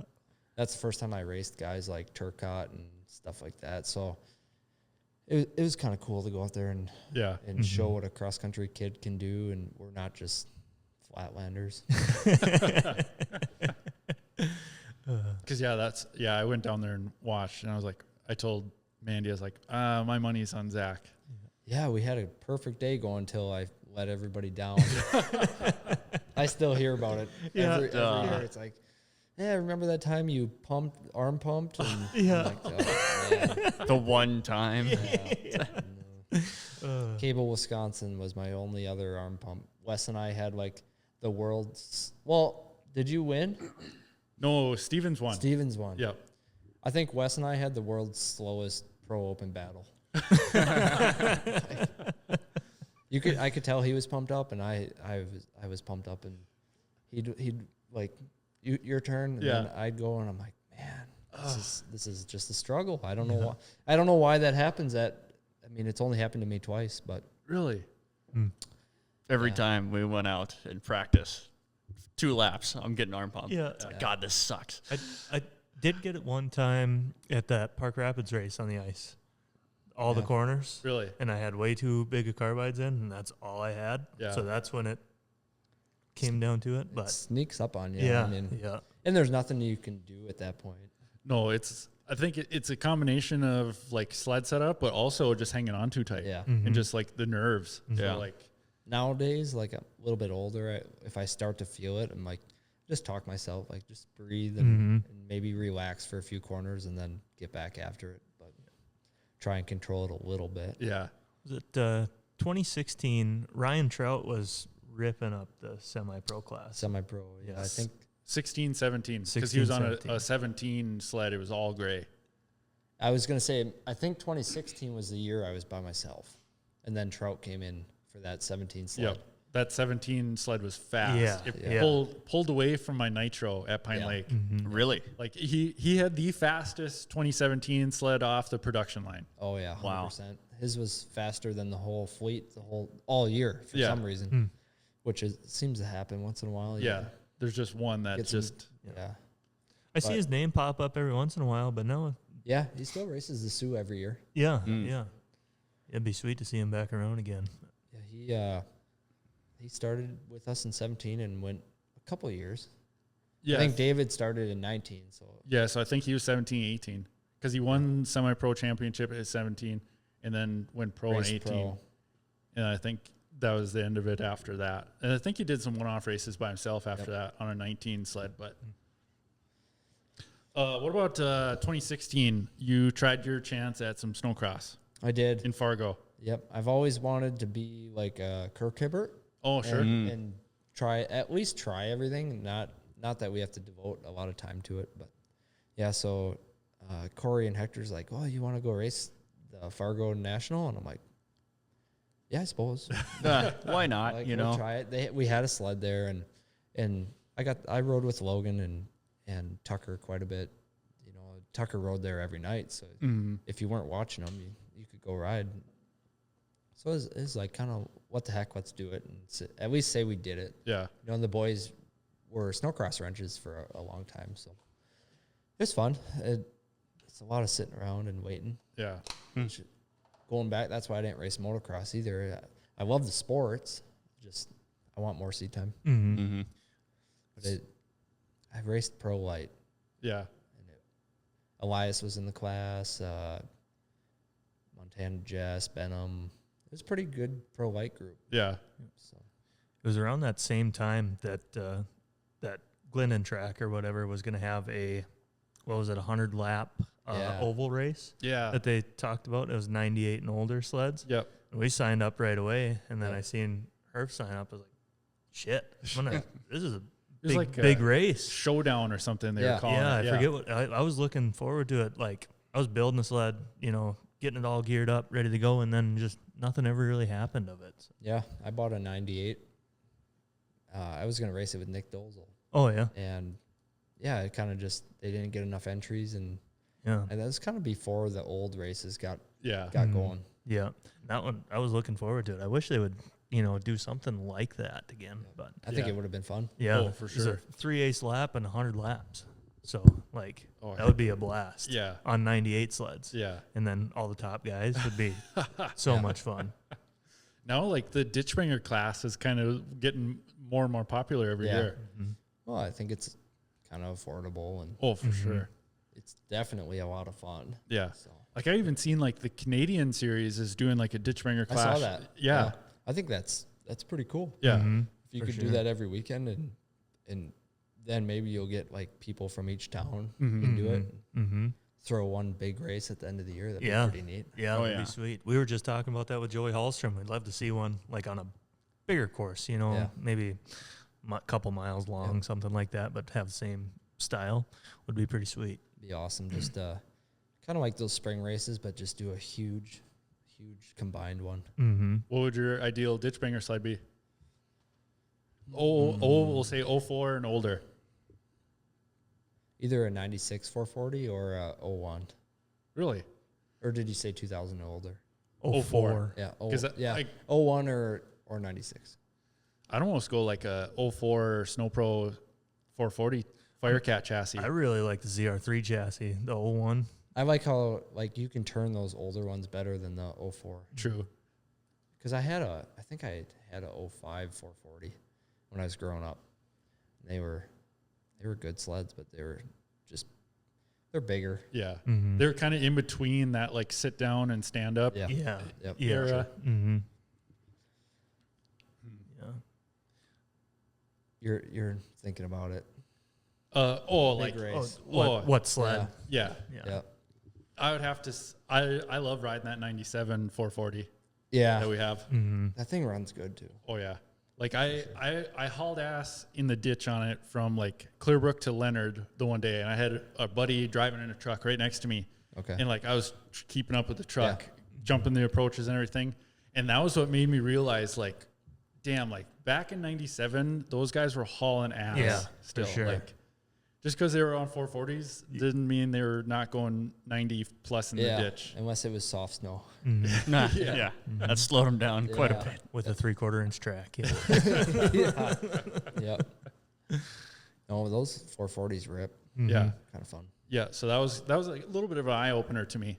We've got some 440 pictures here. Yeah, that's what we were showing Joey last week. That it's that's File, Pake, and Kirk at 95. Yeah. There's our 97s, the Canterbury Super Enduro. Oh, yeah. Who do you need to talk to get that fired up again? I have no idea, but that would be cool. We just talked about that at the race shop. Like Burb said, it's like the old Canterbury was the coolest race. Yeah. Yeah. Here's one. Sorry, Kyle. We talked about the Ironman 250, but Yeah. that would be a sweet one to have. Do you know the story on that sled? I don't know if I do. 93 580 turboed. Oh, yeah. Johnsons have that in their collection. Yeah. Oh, really? Yeah. Jeremiah. It's sitting in Michigan, all intact. Pretty cool. Yeah, that's sweet. Yep. Yeah, they have a lot of cool stuff. Yeah. Yeah. Jeremiah told me to come out there. He said we can do a podcast out there. Oh, really? He wants us to do a podcast out there. You can loosen that up. This one? Yeah, and then Brody Mann tightened it. well, yeah, they're heavy mics. I worked with a heavy mic one time. Yeah, where His at? name was Mike, and he was heavy. I thought you worked on some type of studio holding No. a big mic. No, just a guy named Mike. Pretty big. Big mic. So, I was just looking at where I wanted to go here. 2017. So we're kind of timelining it a little bit here. Yeah. It's all right. You won your first Pine Lake race. Yep. Also same weekend that Hunter Hul passed away. Was that the first one? Yeah. Or 2014 was your first one. Sorry. I thought we snuck one in early. Yep. 3-time Pine Lake winner. Yeah, it's been a while now. It's tough. You got to be fast there. But I'm 3-time second place. I was going to say, you've been really close. Yeah. 3-time second placer. Feel like it. Yeah. Yeah, you're going to get it. It'll happen. But yeah, that was a long weekend. Yeah, I can. For sure. I can't imagine being in the trailer. No, yeah, he, Hunter was still in college at that point, so we didn't him and I tested that week at Infertile, and it's kind of funny because Hunter had school, so he didn't get done till how early it gets dark. And he gets to the shop, and it's like Wednesday before Pine Lake. He's like, you guys need to test. It's dark out. Yeah, so we load up sleds and we had a local lake we used, and shoot, we must have tested till midnight in the dark. Oh, And, it was so cold out. Yeah, that was the last day we rode, and then loaded up and went to the lake. And Hunter couldn't come till Friday afternoon. I think it must have been Friday afternoon, and just went out like every other time. Yeah. So somebody came in and said Hunter crashed. So I jumped on and I ran out there, and it was just bad deal. Unreal. Don't need to relive that very often. No. The testing at the night. I've done that once. Yeah. That's sketchy. Yeah, it's not that much fun. do you really get much testing done doing it at night like We're that? just mainly doing speed stuff. Yeah. So, but the cattails come up quick. Yeah. I at bet. night. Yeah. Like that was, I think it was on my Skidoo, and I went all the way around the lake, and I was in the back bay. I was like, Kind of lost. Where am I? Yeah. that lost, and I was like, if I blow a belt right now, I am so screwed. Yeah. And that Skidoo blew belts. It ate them. Yeah, we didn't do it often, but when it came down to crunch time and Hector told you to go, you just went. Yeah. Yeah. Try to get some type of testing done. But yeah, that we kind of sat down. They flew Hunter out, and we kind of sat down, and once everybody controlled themselves a little bit, it's like, what are we gonna do? Are we gonna go home or are we gonna race? And everybody was like, well, Hunter would race. Hunter would want us to race. So so we decided to race, and we won that pro final that day. And yeah, if you're going to talk about race wins, that's probably the most important and the best one that I've ever won for sure. Yeah, that was pretty cool. Our whole team was there, the family was there, and that one was just for Hunter for sure. Mm-hmm. That whole season, that was the season I won every single pro stock final except for the last race of the year. I got third. That would have been our perfect season. Oh. Mm-hmm. And I always thanked Hunter in the back of my head for that, because all the stars aligned that year. Yeah, It's crazy how that works, but yeah, that was your first I-500 win that year too. yeah, Yep. everything Damn. went perfect. I mean, literally, that stock sled never missed a beat the whole season, which doesn't happen. I mean, even if you have, like, we have perfect equipment, but they're snowmobile stuff. Oh yeah, it's luck is Yeah. in a lot of it. Yeah. So that That was your purple sled, wasn't it? was a purple Yeah, sled. that thing was sweet. That one's cool. That's the one that's in the Hall of Fame Yep. right now? How does that work when you have a sled in the Hall of Fame? It's just on loan. So like if you have a really cool sled or you find one with history, you just kind of call them up and like, hey, would you be interested? And they'll either say like, yeah, we got room, or maybe in 2 years we're gonna do this, and you sign a piece of paper that it's on loan, and when you want it back, you get it back, or when they rotate them out, they'll call you and you come pick them up. Oh, I see. So yeah, the Snowmobile Hall of Fame is, if you haven't been there, it's amazing. Yeah, I'd love to go. I've never been there yet. So. Drove past it the last 2 times going to Eagle River, and both times me and Dad were like, hey, there's a Hall of Fame. And then like Friday, like, yeah, we'll go there, and then never end up having time to go there. Yeah. Yeah, it's totally worth the visit. Yeah. I think it's open Thursday through Sunday, Okay. if I'm right. Yeah. I'm surprised you've never been, Kyle. Yeah, well, I've never been to Eagle River. Oh really? Yeah. Oh, Yeah. Damn. yeah, you got to go. Yeah, I'm hoping this year make it out there. It's just gonna be a lot of traveling this year. Make a weekend, like, What? We're going. Just are we point at going? the camera.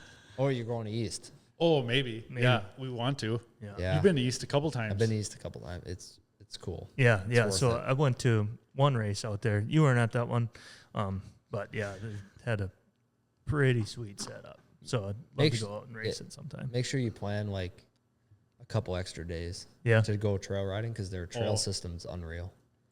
Yeah, you were out there for like a whole week this last time, weren't you? Yeah, well, we were supposed to be. We were supposed to race in New York after Maine, and the New York one got canceled. Oh. So yeah. Oh, I was just trying to make up races, like, Mm-hmm.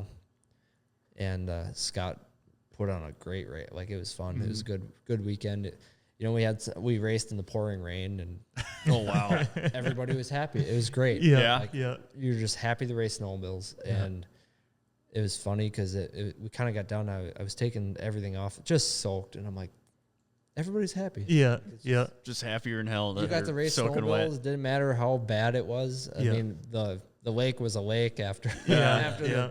the first day, but then the second day actually it soaked it up. It was pretty good. yeah. Kind of like Nadawash this past year. I'm surprised it didn't get as watery as it would have. Right. For being how warm it was. Right. Yeah, you get that top layer soft. It seems to soak it up. But yeah, I think Scott's putting together a couple races this year. Yeah. I'm hoping the schedule allows to make a rip out there, but it all depends on our main schedule. What about bringing the factory 600 class back at Eagle River? I think they should. Yeah, I mean, that would be. It's been the last 2 years they haven't had it, and I had called about it, and they said they didn't have enough entries the prior year because Yeah. it was scheduled the same weekend as a cross country race. yeah. So it was only Langus and Schwant out there. It's like, Yeah, and I think when F3 came around, that Todd didn't schedule against Eagle River, which was really cool. Mm-hmm. And he knew some of us wanted to go do it. Yeah. So, yeah, it'd be fun. I mean, it'd basically be taking our Pine Lake sleds and Yeah. going racing. yep. So was it a challenge? Speaking of the F3, was it a challenge building the F3 sled compared to a? We just talked about it. Burbs probably spent about a year on it. Really? Holy And crap. Not so much like focused just on that, 'cause he was building all our other sleds, Yeah. but the most challenging part is nobody had built a legit Arctic Cat yet. So like The Polaris is the walls sell a kit, you bolt it on. You got to do some cutting and machining, but it's already there. You know, at least you got something. So we had to start from scratch, and there's a couple guys that helped a lot. Walls helped us a ton. They built all the stuff, and I think they built everything so they could make more parts of it. Yeah. So, but once we got to go, our chassis actually works really well. Yeah, it looked like it. What did you end up? Fourth. Yeah, that was another. That's another one on the list that I wish I could redo. But I screwed up on we had that late restart. Yep. Had an amazing jump on the field, and I just touched my brake like for a split second too long, and kind of straightened me out, and I got my right ski hooked the cushion, so to speak. Yep. And dropped back into fourth, and that's where I finished. But I think we could have been second for sure. Yeah. Yeah, you got a really good jump off that restart. Yeah, I don't know. It was just like a miracle the thing hooked up. And I mean, because after that race, there was no studs left. Like, you know, there's quite a bit of dirt there. And, yeah. But, man, our whole team had fun. Like, it was a challenge. Just like that Snowcross race, it was new, challenging. And then I feel like I raced every lap Eagle River offered, including the LCQs and stuff. So we definitely got our money's worth on that deal, but it was a lot of fun. Did the F3 bug kind of come about after your brother-in-law's win? I wanted to do it before, but then Nick built Jay's sled, Nick Dozel, and then I had an off weekend that weekend, so Nick and Jay and I and Cody, we kind of went and helped Jay and, you know, tested all week and got that sled on the ice. And it's the best I've ever seen Jay ride before the race. I mean, he was riding really good, and just kind of put the whole deal together. And he was running with Blaine or beating Blaine in a heat race. And I'm like, man, this might happen, you know, he's got a chance. And the weekend went on, and Blaine was dominant, and Gunner, and everybody's running pretty good. And then he made it to the front row of the WC, and it's like, okay, this is pretty cool. You know, Jay's goal was to get a ring, and like qualify for the WC front row. And so he got that, and it's like, okay, go out there and put in, 30 laps? Yeah. 30 laps, and just put in 30 good laps, and you did it. Mm-hmm. Finish the race. Yeah.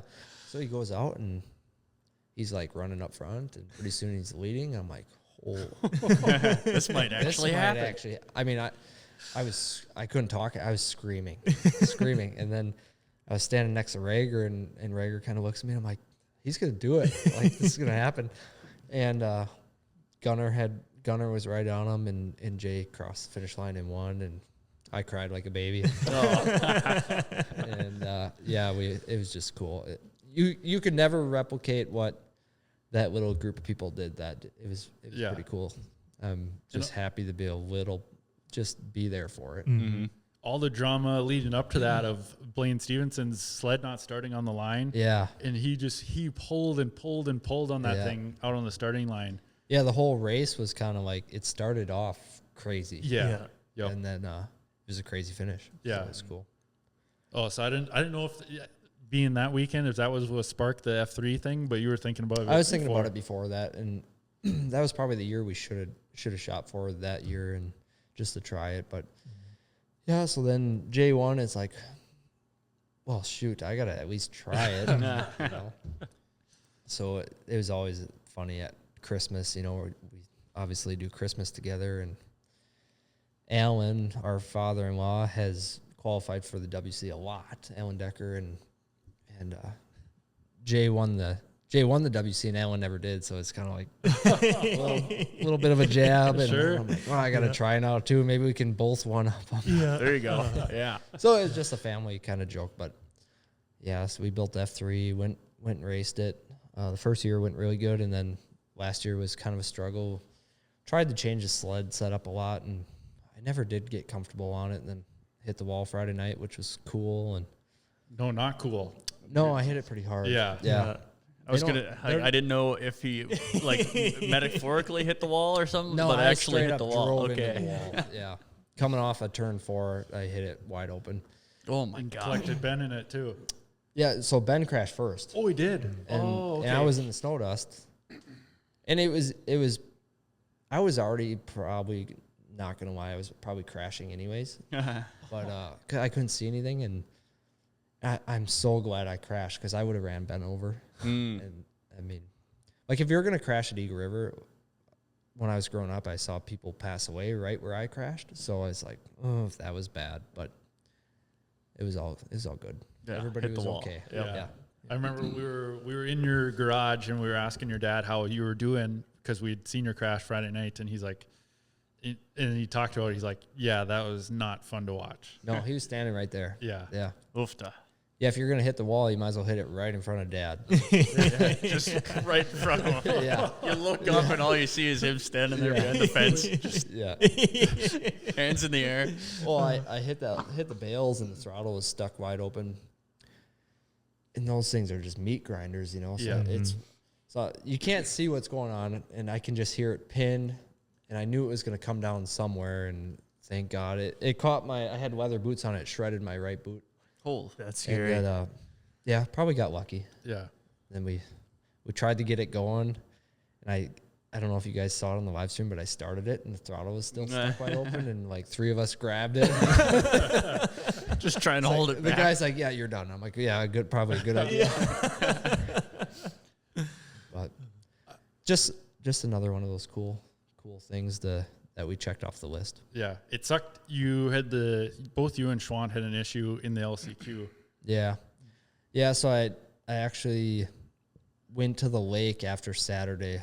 I think it was. I struggled all day. Didn't make it through my heats and semis, and didn't make the front row. So we were in the LCQ. I'm like, we gotta try and figure this out. So changed the sled quite a bit, and I'm like, the last race I did before the LCQ, I felt really good. I'm like, I feel pretty racy. Like, I think we got a chance. Go out to the LCQ, and sled wouldn't leave the line. Oh, That was the end just of a that. bummer. It was it left the line, but it was a red flag, Yeah, wasn't it was it? a red And- flag. Yeah, so we got like 2 laps in, and I stopped for the red, and I'm like this thing's good. Like Yeah. it feels like it did last year. I'm comfortable. I think we're gonna be all right. Roll up to the restart. I'm like, it seems to happen a lot in ovals that you sit there and idle so long and stuff loads up, but it happens. I mean, it's part of racing. Mm-hmm. Yeah, I think I was standing there with Tyler Ottinger, and Yeah. we were just like, oh, Yeah. You and Schwann just came around, just pop. Yeah, I tried to get it to clear out, but it was just loaded up, and Oh, that sucks. finally pulled over and was like, well, that was it. Mm-hmm. And it was never a long-term plan to race the WC like multiple times, but we'll see what happens. To go back this next year? Yeah. Or? I tell you the truth, those things look sketchy. They're not too bad when you ride them. It's just like anything. I think people would see our ice sleds and go like, I don't On know. how loose we're riding Yeah. them. Oh, yeah, especially riding behind you for like the first time. It's like, holy crap.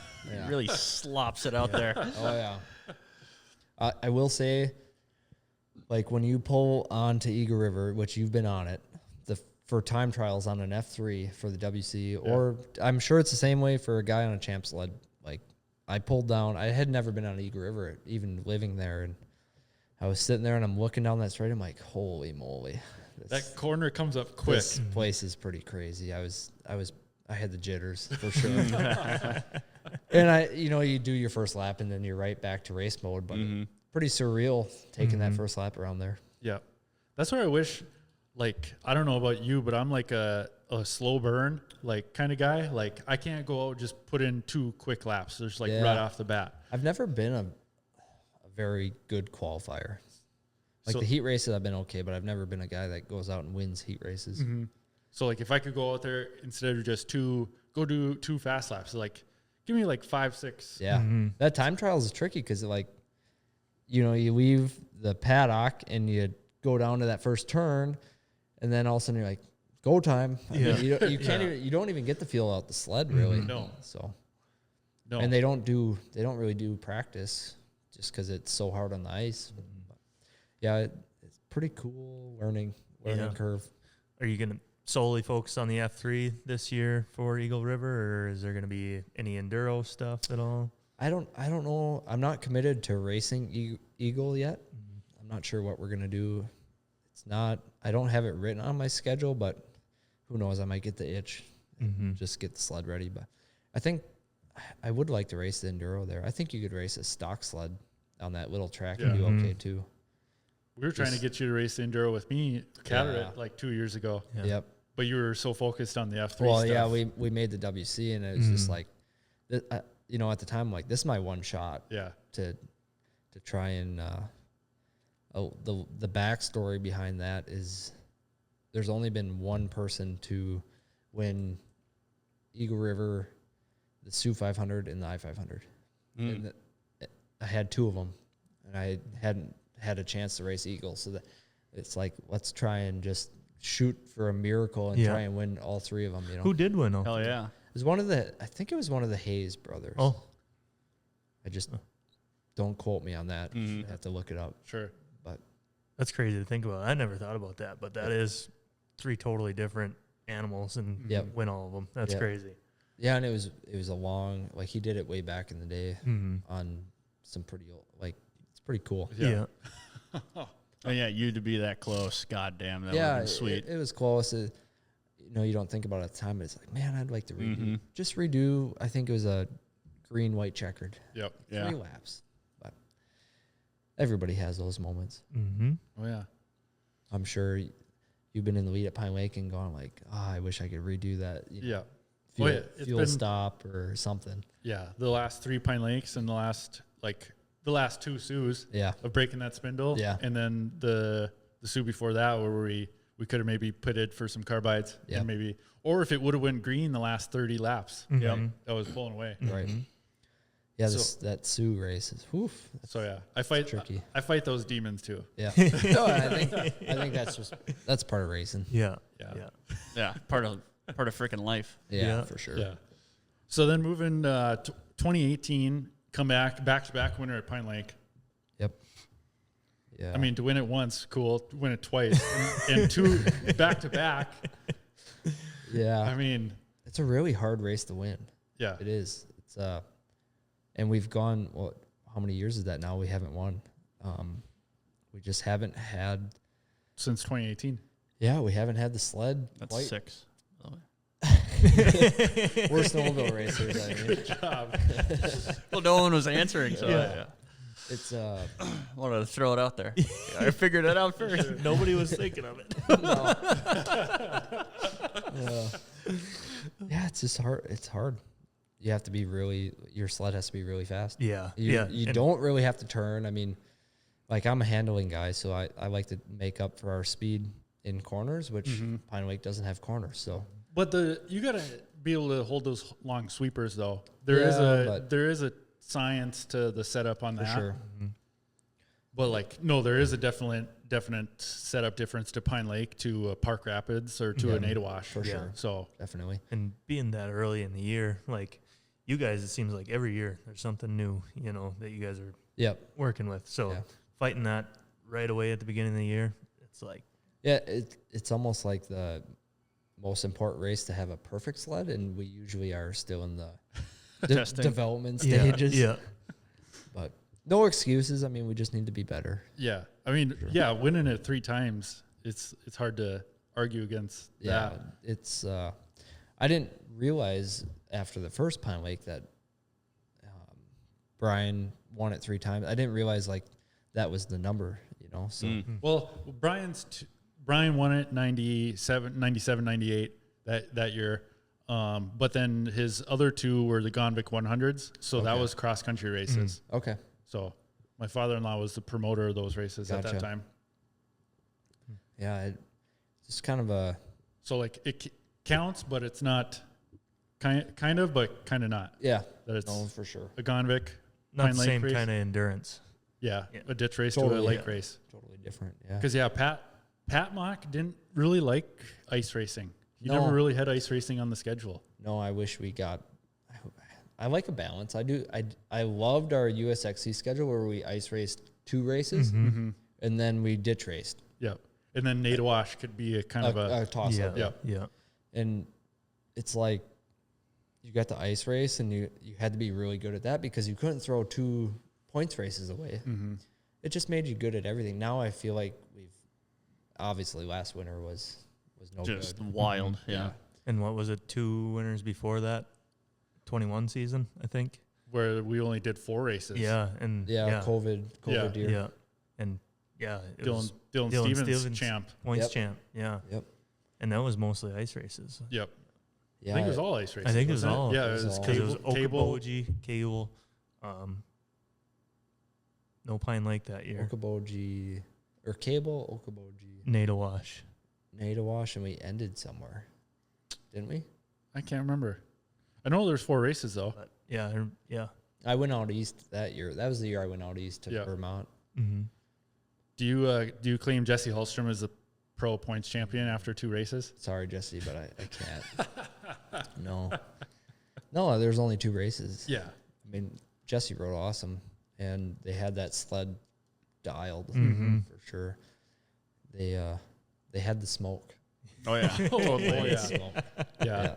Like you battled with him in the pro In the mod open class, yeah. Yeah. Yep. And I feel like he's got that almost that Deegan energy where he's just like full send. Yeah, I don't think he's going to be one to give up on something. No. Mid race, No. which I appreciate that because that's how I am. Yeah. So it made for a fun little battle in Pro Open, and I feel like it was like a Brian Dick versus me type of race. Nah. It sounds bad, but I'm like the older guy now, and Jesse's the young kid. That was one thing I thought of is that it's kind of gone in waves to a little bit to like where you got Aaron Christensen, Tate, Wes, they're all right around that 40. Yep. And then you got like me and you and Taylor, we're all the same Yep. age. Yep. And then you have this new crop of like Bo and Pepple and Jesse. Yeah, it's really cool to see like that many generations. Big age gaps. Yeah. And there's a bunch of fast people in between all those age group ages and everything too, but it's just like on how we've gone in these waves. Yeah. Yep. And pro class is bigger than I've ever seen it now. Yeah, it's doing really good. Yeah. Oh, yeah. So like And semi-pro still healthy. yeah. Yeah. So it's I just the only thing that I wish ice racing wasn't so sled based as far as speed. Yeah. You kind of can't. You don't get to see the full talent of the rider always if your sled's a little bit slower. Yeah. Well, like Pine Lake has kind of always been like that. Yeah. So Pine Lake is the race back in the 90s where there was like, let's see who's fast. Let's see who's the fastest. Yeah. Yeah, I Like think. moonshiners. Yeah, Yeah. Yeah. Yeah. I would put Nadawash in the category of just a high speed track. Yeah. Except this year when we couldn't go on that north side of the lake, Yeah. it kind of shortened it up a few little bit. more in. But then like if you go to the Park Rapids race where we had over 80 corners. Yeah. That- Or Park Rapids, or like remember the old DL? Yeah. Just Yeah. like Yeah. I mean crazy. Mm-hmm. Where'd we Otter Tail was really tight. Yep. That was really tight with a lot of snow. Yeah. That was That like was fun. snow banks on each side. Yeah. Like a, Yeah, super technical. You had to hit your marks. yeah. Just a railroad Breakout. track Dave- around the whole. Well, no, I cracked the heat exchanger that morning. Yeah. See, that type of stuff doesn't bother me. Like I feel like it's just you got to ride with your head on a Yeah. swivel. And see that, that one sketched me out on the parade lap. I was like, because I can't. Do you remember the track off Yeah. the parade lap? Yeah. Like you can picture Yeah. it. That's one thing I like. If we have a 50-mile lap, and if I go on a parade lap, I can remember every bump. That's crazy. It's kind of been the low key, like it's been just something that I've been able to recognize and memorize. So just that thing that kind of makes you a little more unique than Yeah. everyone else. Yeah. yeah, I don't know where that comes from. It's just from day one I've been able to, like Park Rapids. I know every corner of that racetrack. We've raced it so many times. Like you can't miss a corner. Yeah. I can remember trees, and same thing with the 500. I know where all the bad spots are. We've raced that course enough, and But like if I rode around the 125-mile loop at the 500, if a bump surprised me, it'd be a rare thing. Wow. For sure. That's pretty damn neat. So Like, do you have fast reaction time? Like, have you ever done like reaction tests or anything? I don't know. Because like that's where I think like comparing you to like a F1 guy almost, like just that fast twitch muscle and like eye movement. Yeah, Like I feel like that's I stand up so I don't get caught off guard. yeah. That's why I stand up all the time. I don't want to ever feel. It's more so just not wanting to crash. I don't want to ever feel the seat kick me in the butt. Like, you're That's a like- bad feeling. You're like locked going over the bar. Yeah. Like, Yeah. I don't want to. I don't like that feeling, so I stand up the whole time. Yeah. And you had that feeling happen to you just last year. Yeah. Nisswa, wasn't it? Yep. I definitely did one of those handstands. Yeah. It's just not that much fun. No, I And know. of course, the camera had to be on you. It was perfect. You had the GoPro on. It was sled perfect. And photographers Yeah. head on camera shots. No more GoPros allowed. The joke was always like when I had a GoPro on, we'd crash. And I don't know. So Casey put that GoPro on, and I crashed 3 times that race. I don't. I've never really crashed that much. And Hector's like, no more GoPros. You're done. You had a Just break that thing right off and chuck it in the woods. you had a GoPro on in 2014 at Pine Lake though. Yeah, that was Gary Walton's. Yep. Where you could see it was you and Wes battling. Yeah. And you could see Wes crash in the background of behind Zach's shoulder. Yep. Yeah, we left. That was a good race. We left the line, and then I got the jump, and Wes like full on block past me, mid ice turn, like took out, like ran over my ski tips, the works. And I'm like, okay, it didn't bother me. I was like fired up. I'm like, okay, this is gonna be a long race, And 'Cause he cartwheeled like that was the final, wasn't it? Yeah. They were leaving you guys By time. time 2 at a time. Yep. Because we did the same thing in semi-pro at 3 at a time. I was like, why couldn't we just spread out, like just do 1 at a time, 10 seconds apart? That was a cold year. Oh yeah. Yep. You were all taped up and everything. Were you nervous about like fogging up at all? No, I've never like I wear no fog, and it seems to be solid. I guess like I wear no fog as well, but like I feel like if I were to tape up like that, like almost a sweat would start to fog it up a little bit. Yeah, I don't really sweat though. No, yeah. What? No. That's my problem. That's why I don't really tape all that much. But like crystallizes and freezes, and then it just gets lower and lower. Oh and yeah, lower. that's no good. Yeah, and it's not like you can take them off and scratch it off really quick. All right, Zach Herfindahl doesn't sweat. Well, not really on a snowmobile. On the dirt bike, I did, but yeah. Like you just dress cool enough to where you. I don't like my hair's dry when I get done with the race. It just, some people sweat a lot. Some people, Huh. Oh, So on the flip side, I've never had issues. I have raced with guys where it's like running down their face, and it's like, man, that would suck. that does not look good. Yeah. But yeah, so then Wes crashed, and it's unique with Wes because we're really good friends. Yep. But then for the last 10 years or 12 years, him and I have battled how many times, mainly on the lake races, sometimes in the ditch, and yeah, we've always been able to be friends and do that. But I always make comment on that one. I'm like, that was your karma for taking my ski tips off a couple corners before. Wes did tell me to ask. I don't even want to know. He said, how many times has he fallen for the bobble and brake light slow down trick? He got me so good. It's Wesley, so it's like sometimes, I'll just give you the story. Yeah. We were in Thief River for the Thief River 300 or whatever, that ditch race that was 2 days, must have been 150 miles a day or something. Yeah. And him and I, the whole first day, were like nose to tail. We finished, a couple seconds apart. So we start the second day, and he had like a 5-second lead on me. So he left first. We left on time, kind of like the I-500 style. And so I catch up to Wes, and we're riding. And before the race, he told me that he told me that there is a really dangerous section, and he wasn't lying. Yeah. Like Wes wouldn't, if it was that bad, he wouldn't do that to me, but maybe he would. I don't know. We'll have to ask him. Yeah. I don't think he would. And he's like, there's, just so you know, I'm no baloney, no BS. Like, there is a bad section. There's a couple fence posts the big square edges. I'm like, okay, thinking about that. He kind of told me where it was. And so we take off. We're racing, and we're going fast. We were hauling the mail, and same thing, nose to tail, and he's standing up, and all of a sudden, like, he'd pop up. His brake light come on. I'm like, I kind of like brace myself, and I started slowing down. Well, the son of a gun was just jumping on his running boards and hitting the brakes. So it looked like he was hitting bumps. Yeah. Yeah, so it got me for about a 10-minute stretch. And I faded back a little bit, and I'm like, there wasn't any bumps. And I'm like, gosh. This freaking guy, this joker.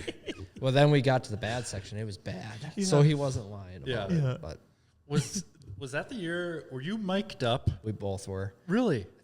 I don't think Wes's mic worked. But that's the year we raced. We went 300 miles from here to that garage door with all 300 miles. Yeah. Wow. And I passed him. He led the whole thing. Nah. I passed him with the casino in sight. Jeez. Yeah, he was mad after that one, but it was fun. Like, he's so fun to race with. Always has been. We've been teammates at the Sioux, and I was gonna tell he was making fun of me on the drive here, so I'm like, I'm not gonna talk nice about you, but I don't really have too much bad to say about him. So. Well, he did. When I told him that you were coming on here, he Don't even. Yeah, I know the picture. Yeah. Yeah, I don't even want to see it. Yeah.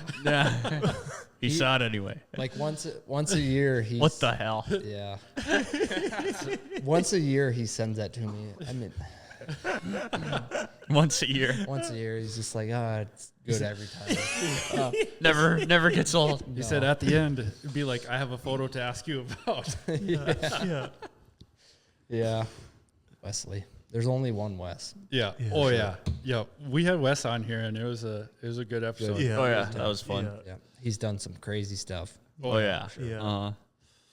Did he tell you I think I listened to it, but I can't remember who was on it when he crashed his parasail thing Yeah. into the neighbor's fence. Yep. Yeah. It's always a good one. He said to ask you about being in a truck in Island Park. Oh, man. Wes is like a pretty impressive driver. I don't know if you guys have ever rode with him, but he can wheel a car and a truck really, really solid. And we were in Island Park. It was my dad and I. We were staying with Wes, just mountain riding. I think it was after the season. We're having fun. And Wes, like, going down the mountain is just wide open. I mean, it's like a blizzard. We got a big trailer behind. He's just pinned, and we're passing people.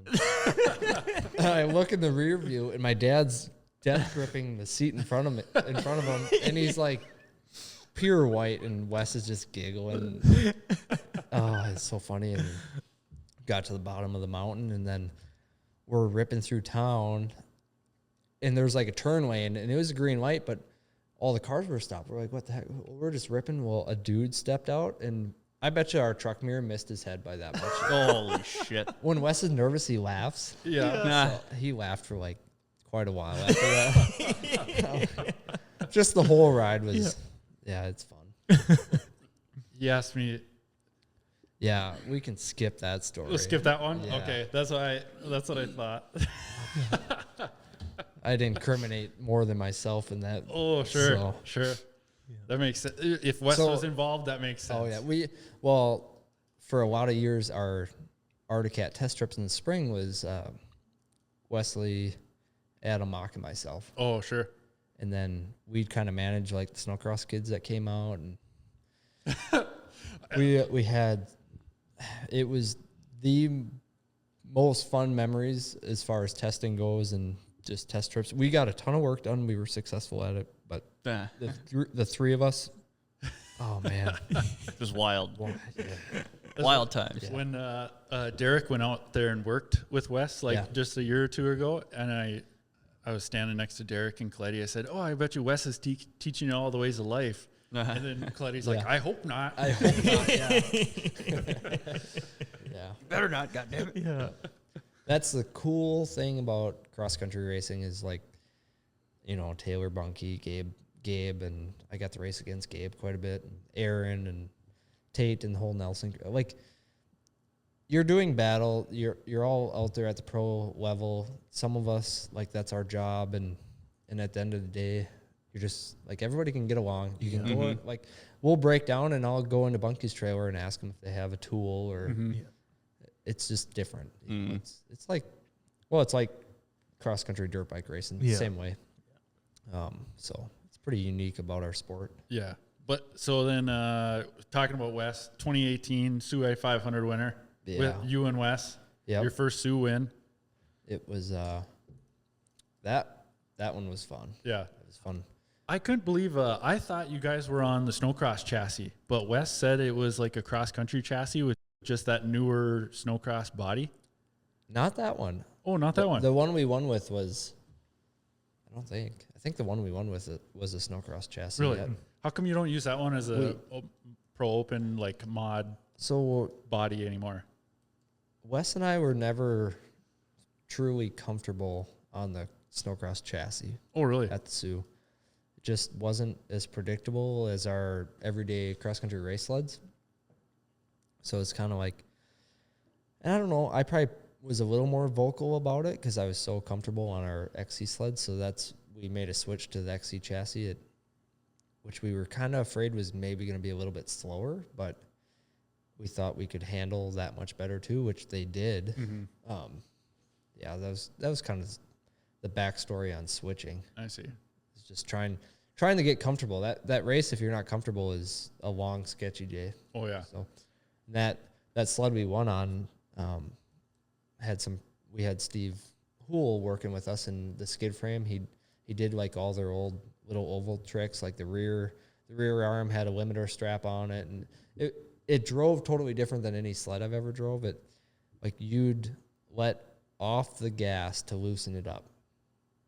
Like if you were too tight, you wouldn't throttle out of it. You'd like back off and it would step out from you. It was Really?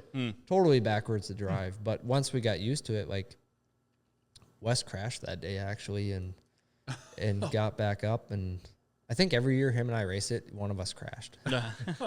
But got back up and he kept us right where we needed to be. And that last 100 laps was a battle. Yeah. Yeah. You and Aaron battled. Aaron, yeah. And I haven't said much about Aaron, but he is the most respectful guy to race against for sure. I've been lucky to race against the people we have. So same with you, and you know how it is. Like, like if you're in a good battle, it's a good battle. If somebody's faster, I mean, they recognize that and they like let you by, and it's a cool sport. Well, there's sometimes at the Sioux where people won't let you by. Well, the Sioux is a different animal. Yeah. We don't need to talk about that too much. There's some. Yeah, you got to be on your toes. Yeah, for sure. But no, that had to have been. No, I was watching that one on the computer at home. That was pretty cool to watch you guys win that one. Yep, it was. I probably should give that. I don't know. Did Wes talk about the CBR track and stuff at all? Like your guys' practice track you had in Fertile. I think you mentioned it a little bit, didn't you, Kyle? I think so. Yeah. Yeah. Yeah. So, it was an actual 1 mile. Yeah. So we weren't struggling, but we were like second one year at the Sioux, third one year. We just weren't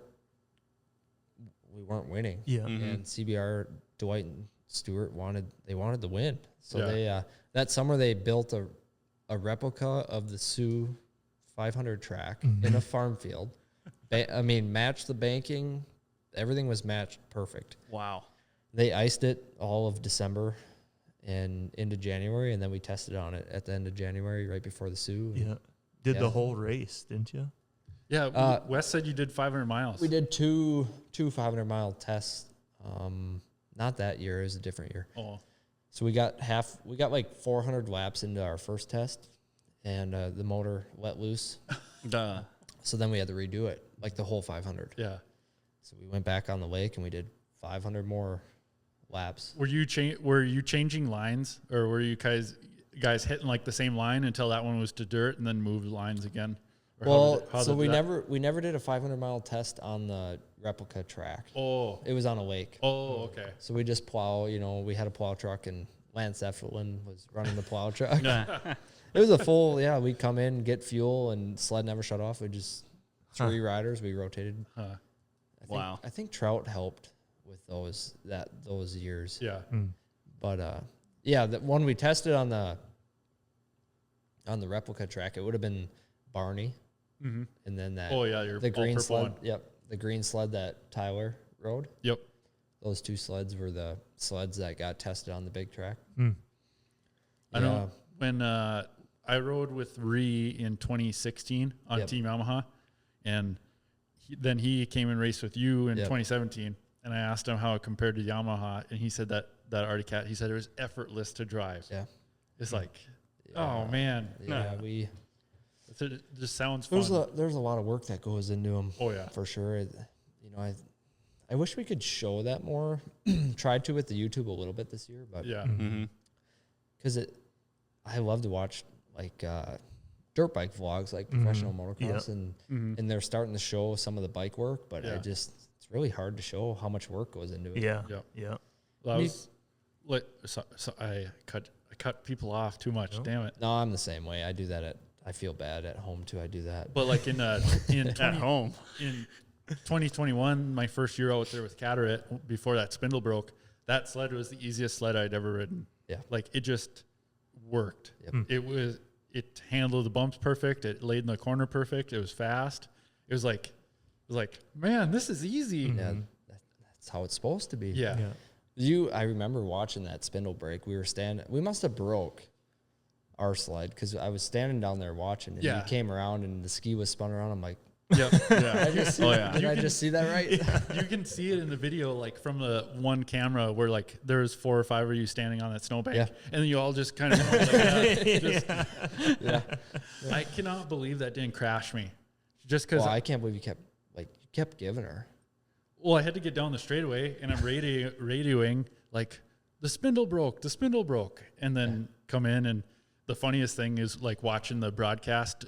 My buddy Trevor Davis, and he running over, and he sees it, and you can see him on the TV, just like hands on the head, like, oh no. Yeah.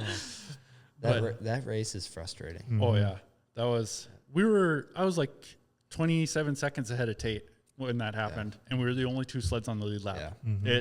Watching that, it was like, what the hell happened? Why is the ski backwards? What is going on? Yeah. Like just watching it on the computer, it's like, what? How? I was on a mountain in New York when it was going on, so I had service in one area. So I was watching like the whole beginning of the race, and it was like, "You guys got this in the bag. You just make it." Yep, exactly. That's what we were talking Then about. I had to drive somewhere else, and then I got to my spot, and I turned my phone on. I was like, "No, Where'd they go?"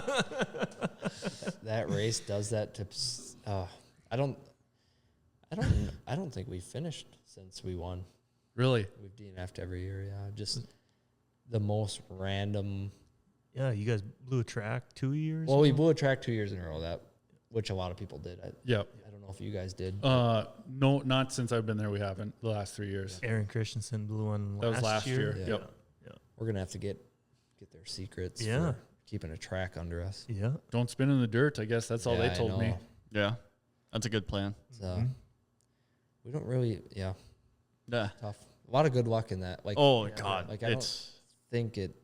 Obviously, you have to be a pretty good rider, but it's there's a lot of things that have to go good. The first 400, Yeah. Then you get to race the last 100 for sure. The boys kind of like, all right, it's all yours now. Like no more saving equipment. Yeah. Yeah. That's when it gets fun. Yeah. It's a little frustrating that our brake calipers are down by our left foot, Yeah. and the Polaris guys are changing brake pads every 100 laps. Yep. Yeah, they do.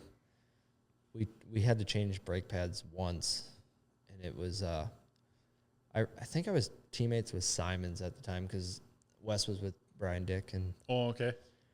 Simons burned the brake pads out in the first 100 laps and came in, and it was my first time at the Sioux, so they're like, okay, like get on it, we're gonna send you out, but we don't have time to put pads in. So you have no brake pads. They took them out. Yeah. And then we had the ride until the next caution without brake pads to come in and get pads in. Oh, it wasn't on like a plow lap where you came in, took them No, out? it was green flag. Yeah. God. Not even pads in it. No pad. So actually, it's funny. It's the first time I swore, and my dad's like, "What?" I was pretty quiet. I never really said too much, and they're like, "Whatever you do, do not hit the brake lever." Yep. I leave the trailer, and I'm going out of pit lane, and the dude at the end of the thing tries to stop me. Yeah. Oh, That natural. I'm like, I grabbed the brake lever. Drop the F-bomb. Yeah, and I think I must have did 40 or 50 laps before we got pads. No way. Yeah. I wonder if the race directors are going to hear this from the Sioux and be like, Yeah, maybe you should cut that part out. yeah. Yeah. They're so I dangerous. actually worked my way up into the lead, and we were in the lead when we came in to get pads. But That's crazy. I think it taught, as bad as it sounds, I think it taught me to use momentum at the Sioux. Yeah. Mm-hmm. I mean, like and not touch the brakes. Yeah. we'll go 500 miles at the Sioux On a set of without pads. on a set of Yeah. pads. Yeah. But like you hear countless stories of these Polaris guys burning them up in 100 laps. Yeah. I think the only benefit to that would be is like we could push the sled harder the first 300 laps, Yep. 400 laps. But Yep. yeah, like when we get down our pads, look, there's at least half a pad left. Yeah. Because then they almost season themselves Yeah. a little bit. Yep. So Because of like that, the first part of that race, it's not like you're not pushing, but you're just riding smooth laps. yeah. Yeah, just trying to mark them off. Yeah.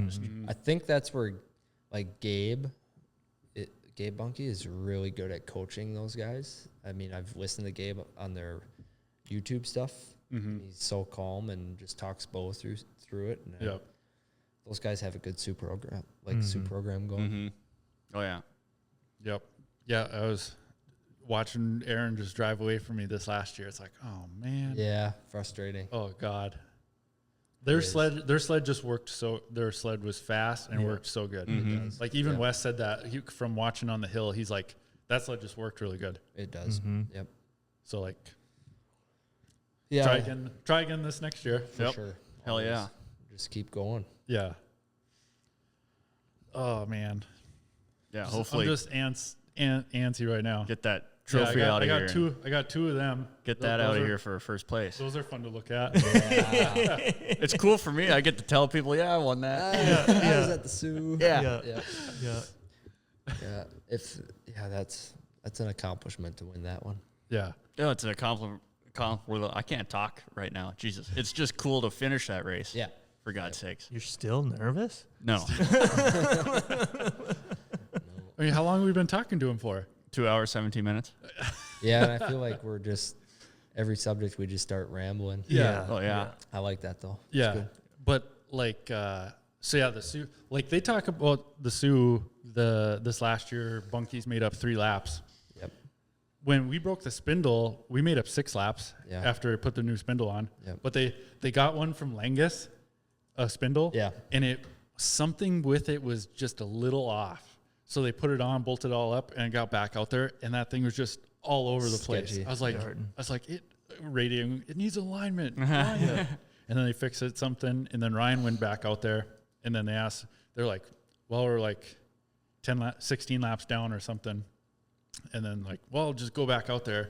And he said, fuck the brakes, use them now or something. Yeah. So it's like, okay, this is fun then. Yeah, and then you don't have to worry about anything. And yeah, when they give you the green light to like hammer down, it gets fun. Except when you are hammering down and they tell you to hammer down, it's You're like, like, I already am. Yeah. I'm giving all she's got, Captain. Exactly. you just say 10-4. Yeah. Yeah, 10-4. Yeah, Roger. Like, do you like turn 3 reminds me of like a flat lake corner. Like an ice race. Yep. Yeah. Yep. Yeah, I think we can, like, us as cross-country racers relate to turn 3 and 4 a lot more than 1 and 2. Yep. 1 and 2 is tricky. Yep. It's just a long, like, and those rollers they get. Yep. I don't like those. No, that's where I noticed when I was behind the 19 sled 2 years ago. Yeah. That their sled handled really well from the bridge to like the middle point of turn 1 and 2. Like it just laid in there really nice. It seems like those true enduro teams handle really good through that smaller and then the bigger roller stuff, and but then they get down into the big stuff, and that's where we come in and but maybe we gear our setups differently. Yeah, you know, because their sleds, I think especially those player sleds, they're a little lower than our Arctic Cats for sure. Yeah, some of those sleds are really low. Yeah, but the Sioux's become such a sprint race. Yeah. And now that they plow every 100 laps, so it never does get rough. I don't know. I thought it was pretty rough. Yeah, turn 4 looked pretty damn rough last year. It's like a high speed rough though. Yeah. Yeah. Yeah. Like he's like, it's not Nisswa. Or Like, well, the one year we raced it might have not the year that we won. One of those years, like you could full on double coming out of 3 and 4, like multiple times in a row. And it's like, this is cool. Yeah. like you guys. That's gnarly. Yeah. You guys had trouble. Like you didn't get to the end of the race this year. I think it was a dome. A dome, correct? Yeah. Totally. That's the thing. That's what's happened to us so many years in a row now. Is like these freak things. That was a brand new motor. I mean, Yeah. we've never. I mean, how many years have the boys been racing? There's never been a dome that cracked. So just dumb luck. yeah. But like the track developed different this year compared to my last 2 years out there. Yeah. Where it was like, I don't know if it was because it was warmer and softer, but it developed like even down the back stretch, just that Some constant little sharp chop and like a lot of really square edge stuff this year where it was like, Yeah, we were out there for quite a while until it started drinking coolant. But Yeah. you could see that at the end of the race, like the guys really searching to try and get out of that square edge. Yeah. Oh, yeah. Square Yeah, edge that's stuff. watching Aaron at He's just when it comes- zigzagging through that stuff. Yeah. yeah, I could not find a line I was happy and comfortable with in coming into one. Yeah. Just Yeah, one was sketchy. That took a lot of people out. Yeah. Yeah. Oh yeah. Like, and you notice that Oh, when yeah. you're out there too. Yeah. That like a yellow flag and you come around and then there's somebody just piled Yeah, up in their there's hay just bales. hay, yep. It's like, oh shit, I wonder what they hit. Yeah. Yeah. That's where our sled went down. A couple times. Couple Quite times. a few yeah. times. Yeah. Not just a couple. It was quite a few. Yeah. It's brutal. Yeah. So you really haven't crashed much in your career. Like you're so in control, like it seems like you never really get out of control. I don't really like to crash. Yeah. So I try not to. But the one time, That's a good mindset. the one thing I remember is you did crash in Park Rapids. Yeah. You broke a thumb. Yep. You got casted up, went up to Warroad and won in a cast. Yeah. On your It's, throttle thumb? Pushing it? Oh, okay. No, I think it was a break. I think it was my brake. That's a good thumb to break then. Yeah, it had to be. But, well, I mean, obviously everybody crashes, and I learned from Simons and them to ride on the edge, and I kind of got comfortable at that pace. So everything slows down. But at Park Rapids, the problem is when they tell you to slow down. Oh, So at Park Rapids, I had a huge lead, and Burbs is like, I came in the field stop. He's like, hey, here's the deal. You know, Yeah. you're winning by a lot, and just let's bring her home. You know, we don't need to do anything crazy. So I go out. I'm thinking like, okay, let's just kind of be smart. yeah. I cartwheeled so hard. Oh, I mean, because I had been hitting this big, like it was an approach, and then there was a huge hole after it, and then a landing. So I had been hitting it like pinned. Yeah. I backed off just enough where I came up short. Yeah. And I endoed, and then I got sucked up into the track, and my hand went into the drivers. That's what broke it. I was stuck in there. Crap. Jesus Christ. There were some people that dragged me out, and I kept going. I knew something was wrong right away. It finished. I don't know what I finished, Yeah. but yeah, I got back to the trail. And I'm like, well, the thing was already like something's wrong. I had broke a collarbone on a dirt bike, but I've never really broke much. And Yeah. luckily, we have a really good specialist, and right just south of us in Rhinelander, and he used to ride dirt bikes. So he's like, I go in there and he's like, yep, this is broke and da-da-da, you're going to have to be in a hard cast. I'm like, well, that's not going to work. That's really inconvenient. Yeah. He's like, I tell you what, take a set of your handlebars off and bring them with, and I'll cast your hand to the handlebars. I can work with, I can do that. I can work with that. So we're sitting in this I walk in the doctor's office. I got my handlebars. Just the Gomer. Oh, People are looking at you I like, can't what is even- this weirdo I can't even doing? imagine. Yeah. So Is I he walked- stuck to those handlebars? I walked in and he kind of, I don't remember if he clamped them on something, and I sat there with my hand wrapped around just enough so I could get my fingers off. Yeah. And he casted it up. Wow. So it was formed to the handlebar. The biggest fight was to get a glove on. Really? Yeah. So I had this huge glove that we cut 2 gloves apart and sewed fingers together. It's just this giant glove. Wow. I wonder if I don't even know if I still have it. But it'd be kind of cool. That's like a glove that could go to the Hall of Fame. Yeah. Oh, yeah. Like, Yeah. And yeah, we had to race that last race to win the points championship, and ended up winning that one. So it's kind of cool. yeah. Mm-hmm. How do you use the brakes? Like you could just get your fingers I could out get there. my finger. Yeah. Like I could Okay. like he cut the cast off, so I still had my knuckles. Okay. Uh-huh. And yeah, I could keep a finger on the brake, Are you a 1-finger brake guy or 2-finger? like all finger. I Yeah. just grab it. Oh, really? Yep. Yeah. Mm-hmm. Yeah. Worst I'm the same technique. way. Like even on the Worst ice? technique. Like on the ice? On the ice, I'll ride with 2 fingers Oh. on the curve. Yeah. But yeah, in the ditch, I don't really. I'm either the brake, so yeah, it's brakes either fully on and wide open, or Yeah. I'm off the brake. My fingers freeze when I Mm-hmm. Yeah. Like I I can't. Oh, yeah. on the brake. Yeah. Like on the lake race, like I'll never leave the fingers out there. Yeah. Yeah. Like you just Oh. can't. My pinky is the only one that's like tucked under braking. So like that one seems to freeze faster than Yeah, the rest of them. Yeah. Have you seen what Wes does? And he puts his pinky like under the bar. Yep. Like he showed me one day. He's like, Gunnar, I bet you never had a blister right there. And it was like, that's how I get blisters. Right, there's probably a permanent scar there. Like I hold on to the bar like this. what? Yeah. Why? Is that what I need to start doing to go faster? I am not really sure where it came from, but I have a blister here every year on my pinky. Don't do that. Yeah. I think it's all leverage. You're pushing, like when you're turning, you're pushing with your pinky. Huh. Are you right-handed turns? Are you Wraparound, a yeah. wraparound or straight thumb? Straight thumb. Yeah, me too. I can't do it. Yes. But I try and lean over, so it's like, I don't know. You don't hang off the sled as far as like some other people. No, I'm not much of a leaner. Like it was kind of funny seeing pictures of you on the F3 because Yeah. you could see that you were riding it like a cross country Yeah. sled and just not hanging off as far as like, I think there was one picture of you down on the bottom and Gunnar Stern right above you. Yeah, he's like fully flat. committed. Yeah.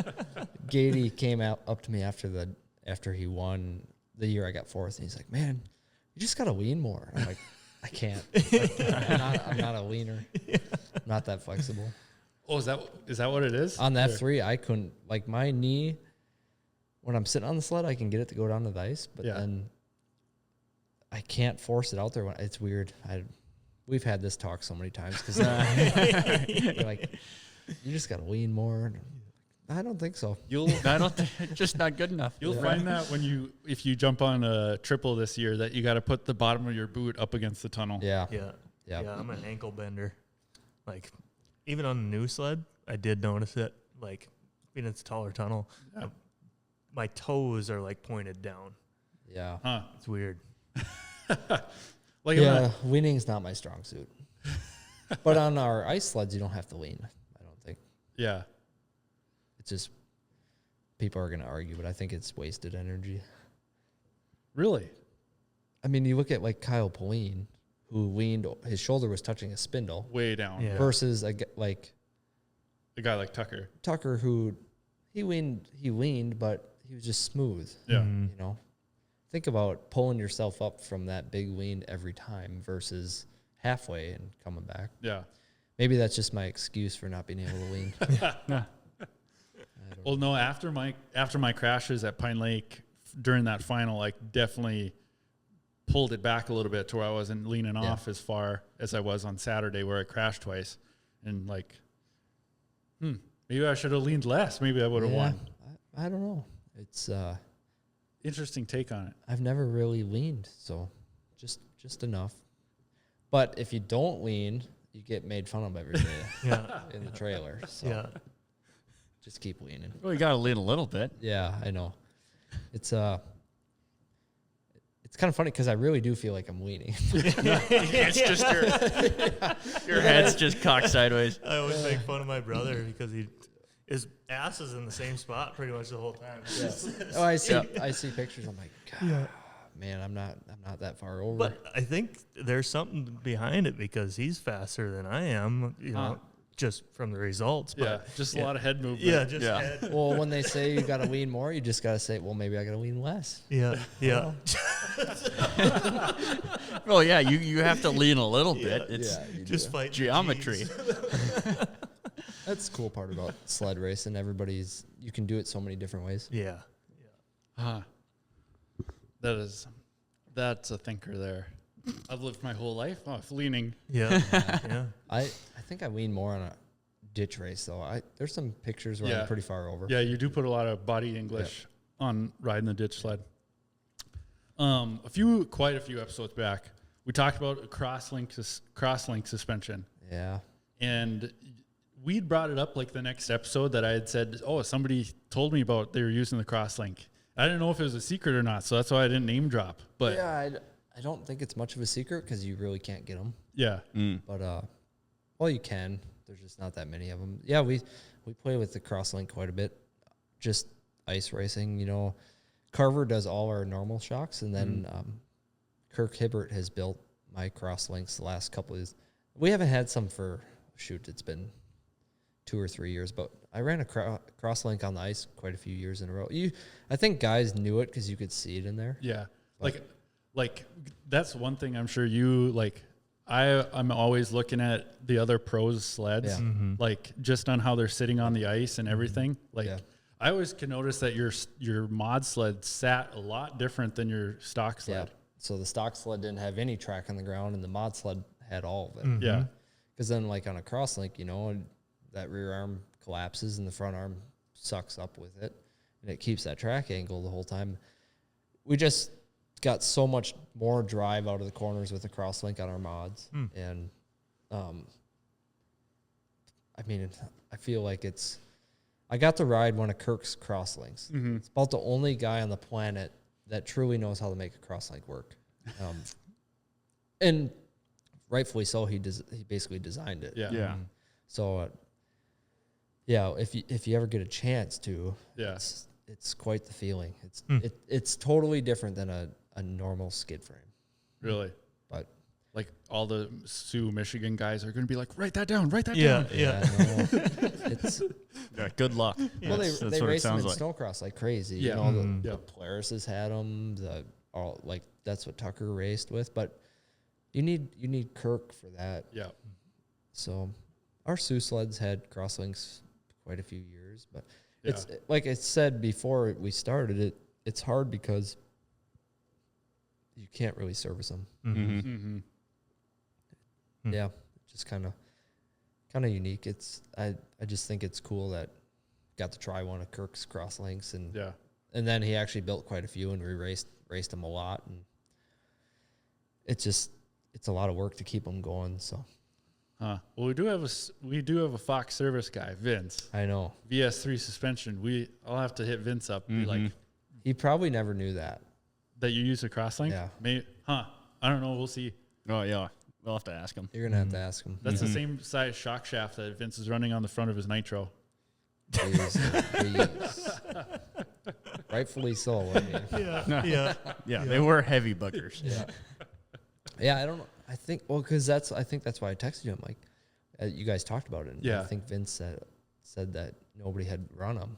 Oh yeah, I think that's what it was. And I'm like, shoot, we've been running them for years. Yeah, I was like, oh, that's cool information. I was like, and I just about put it out there. I was like, oh, maybe I'm not supposed Yeah. to. No, not too many secrets. Nothing. Like I said, we haven't used them for a couple of years. You know, Yeah. the catalyst is so different. It's just been. I work with Carver a ton on valving and in different setups. So I've worked with Mike with Carver for the whole 12 years because he was at CBR when I started there, and, and it's been. I mean, I feel like we got pretty good packages worked out. So shout out to Mike. He's he's had my back the whole time, which is awesome. Yeah, that's cool.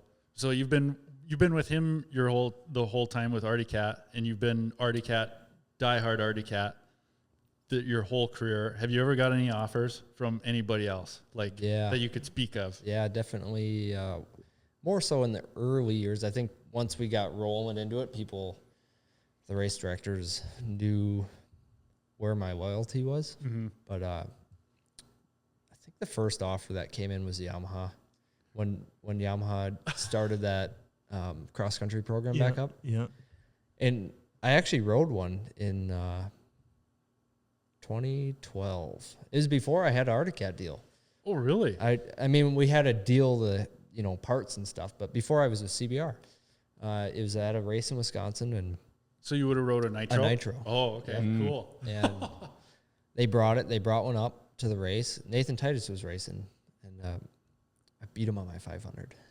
I had to throw that in there. That was like the proudest 13-year-old, 14-year-old ever. It was a pretty fun race. That you beat Titus? Yeah, we battled the whole race, and then they had like a chicane right at the end, and I drove him in deep on the first one and then cut it under him on the second one and crossed. Just a few feet in front of him. Yeah. That was one of those guys where when you're a kid, you watched him on TV. So He just followed me on Instagram Did a he? few weeks ago. Oh, yeah. And he's a great guy. I told him, I was like, Nathan Titus just followed me on Instagram. Yeah. Oh, really? That's pretty cool. That's pretty cool. Yeah. Yeah. So they brought that nitro up, and What were your thoughts on riding that thing? it handled awesome. Yeah, because It they had truly did. the aftermarket damn. front end on there, Yeah. the 128-inch track. Yep. So I have more to the story as far as it did handle awesome. Oh, jeez. Yeah. So they brought it, and I raced it. I think I raced it, unless it was just after the race. I took it out, and they're like, well, try it. And so of course, naturally, you just go wide open and give it the full test. And I'm going through the corner. I'm like, boy, this thing, it handles really good. And it was in Mercer. And if you're, people in Wisconsin will be familiar with, we have a lot of snow on the lake, so it gets slushy. And Yeah. I hit a slush patch, and the right-hand side completely ripped off. I'm wide open on this nitro, and the right ski hooked and ripped the arms out. Oh my And somehow it didn't it didn't hook and cartwheel. I probably got really lucky, but You're just going so fast it just smeared it off. man, it was scary. So I felt terrible because I was young, and so I drive back like this, just dragging my pile of parts. And they're like, what happened? I'm like, it just fell off. Just a young kid. Yeah. Probably said something stupid, but it literally fell off. And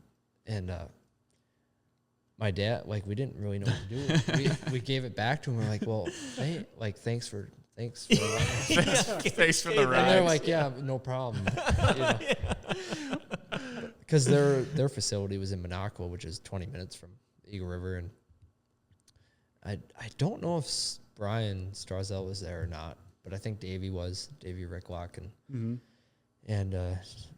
one of the head guys over there. So anyways, we get down the road, and they offered some really cool stuff. It was Yamaha's gone now, so we can talk about it, but it was the first offer, was obviously a set salary, and then you it was sleds and it was like one or two 450s, and it was generators, and then they sponsored a waterfowl hunting TV show, and they tried to get me. Wow. They knew, Holy shit. they knew I was a duck hunter. Like, Damn. so they're like, well, like anytime you want to go hunt with the TV crew, like we'll set up the trips anytime. Like it was anything they could think of, they threw it on you. paper. Yeah. Damn. But it just, So like my one question of what you said, like salary, like what is a snowmobile salary? it truly depends on. Oh, It's so different per guy. Yeah. I don't think you could ever give a generic number. I mean, you know, I truthfully don't even remember what the Yamaha one was. It was like, are we talking like 25 grand or 50 grand or? that was probably in between those at the time, Oh, really? Okay. but I can't remember for sure. Like just because But we I was a young kid, so the dirt bike and the duck hunting was way cooler. Oh, yeah. Then the snowmobiles, yeah. Yeah. Snowmobiles, the money. Like, you really didn't care about that. But no, you know, I don't know why it's kind of like dirt bikes. Nobody talks about it. I know, like I'm always so interested when people do like actually talk about money. Yeah. Like when they do for dirt biking, like Yeah. when McGrath says, "Yeah, my first ride with Pro Circuit was $30,000," and Yeah. like that's cool information. I I don't know why it's cool, but it just is. we'll do one of these when everything's done, and I'll divulge all information. I don't know if I want to be the guy right now that Sure. that Starts shares dropping. that shares that stuff. Yeah. Okay. So like I am on the Adam Cianciarillo train though, of like we should talk about it. talk about money. Yeah. Yeah. For sure. I mean, I've always argued like if I would have known when I was a kid, maybe it wouldn't have changed anything. But if I would have known when I was a kid, or say just a random kid would know that there's a chance to make a living riding a snowmobile, would that push some of these kids Yeah. twice as hard to like, I think I can do this. Yeah. Yeah. That's always been my question on, well, what, you know, if you did, which nobody likes to talk about money, but if you did talk about it, would it push people to try and stick with it longer? I'm not sure. You know, that's a $1 million question. But Yeah. Like I think so. Like when we talked about Pine Lake and we put out the title of the podcast was Pine Lake pays out $73,000, and like Yeah. that was a really popular episode just because people were interested in the money that Pine Lake hands out. Snowmobile racing is really weird because, like, dirt track racing, cars, you spend how much money on a car and you make what, $300 that night? I mean, obviously the big guys make money. But snowmobile racing, like, you have a snowmobile that costs, say, $13,000 or $15,000, whatever, and you can make that in one weekend at a pro, you know, easy. Yeah. If you're winning. Yeah. Yeah. So you go to the Pine Lake, that could be a $20,000 weekend if you win both classes, which is That's insane. that's insane. Yeah. Yeah, that's For just riding a snowmobile. yeah, yep, for sure. So it'd be fun if people talked about it more. Well, we'll start talking about it then. I know. We'll start grilling people on Yeah. on the street. See, and, yeah. see if you get some. Well, that was one thing I'd asked Joey was his race budget in like 96, 97. Oh 'Cause yeah, I that was crazy. kind of heard about it. I didn't say a specific number, but I said, I heard it was in the millions. And he said, oh yeah. yeah. Yeah. Did he give a number or no? No, I've heard, the rumor I heard was 4 million. Yeah, I would believe it. I think because if you do quick math and like you give 100 sleds away at X amount of, you can hit $1 million really quick. Yeah. You know, nowadays it's not that many sleds, but back then Yeah. they pumped out some sleds. He said there Oh, was 2,000 sleds one year they gave out on the program. Yeah. Yeah, do some math and it. Yeah. Yeah. So like I asked him that question, but I didn't want to really grill him on a number. Yeah. But I got millions though. I Yeah. got that out of him. Yeah, which that's insane to hear. That's freaking nuts. Yeah, snowmobile racing we grew up a little bit too late. Yep. Yeah. Yep. I guess I don't want to say that because I've been been able to do it. But Yeah. Mm-hmm. I said that in one of my YouTube videos last year, getting off the ZRT. I was like, I was born in the wrong era. Yeah. When you ride those old sleds, take racing out of play. They are so much fun. Mhm. I mean, you can't help but smile on them. It's just we took out a 90 EXD special this spring, and God, I just grinned ear to ear. Like, no wonder people rode like, oh, you just drifting around and doing your thing. Just effortless. Yeah. It is. So Yamaha gave you an offer. Anybody else ever? Yeah, Polaris. Really? Yeah, Polaris was probably, so the Yamaha one was like really cool, Mm-hmm. but I never would have went the Yamaha route because of their track record of like guys went with them, they made a ton of money for like 2 years and then they'd bail. Yep. And so Dan and I talked about that, like, you know, we're in this for the long haul now, so let's be smart about it. But If you did go with them, they would have stayed. They were staying in till 2015. yeah, it would have been it probably would have been a good streak. Yeah. And I think the sled was totally capable of winning. They just battled those rule issues for a while, Mm-hmm. which 4 strokes. But yes, Polaris was probably more of a serious sit down and think about it offer. Really? It was very competitive with Articat and but I have to say one thing about Mike and Articat is he's taken care of me from day one. He's honest with me. He does what he can for me, and he's never left me hanging. And we have a tight knit group. So Mm-hmm. I want to say Rager probably thought I was just trying to work the system, but I truly was. You know, I was open. I was young, and What year? it was early. It was probably 2014. Oh, really? Mm. So like, I feel like it was an IQ. Like the mods were IQs, Yep. so then it would have been Axis maybe. I think they came out in 17, the Beaver Tail one. It would have been the sled before the Like a Pro X, Pro S. straight Axis. tunnel. That was a Indy SP, I think they were I racing. don't remember them what things. sled it was. It was an IQR in 2012, I think. Was Well, what they it were. was IQR all the way up till 14, and then it was 15. They went to the Access chassis during the ISR stock class rules. Is that what it was? Yep. Yeah, it was I have nothing. You know, Rager actually has a cabin right across the lake from my parents. So Oh, really? I see him in the summers and always got along good with him. And I really wasn't trying to work the system. I truly was Yeah. open to the idea of it. It's just never quite was at Articat's level, but Yeah. it was a lot of. Polaris does things a little bit different. It's like they give sleds instead of money, and Yeah, I've heard about that too. Yeah. Like one. I know one semi-pro guy who was cat semi-pro, and then moved to Polaris and like 3 free sleds. yeah, It's like, holy cow! Like, you're a mid-level yeah. semi-pro snowcross guy. Snowcross is what I was talking about as well. But it's like, that's part of your deal. Yeah, it's hard. Kind of. Yeah, they just do it different. Yep. I don't know why or Yeah. never talked about it, but See, like yeah, those conversations are cool. I wish we could have more of those conversations.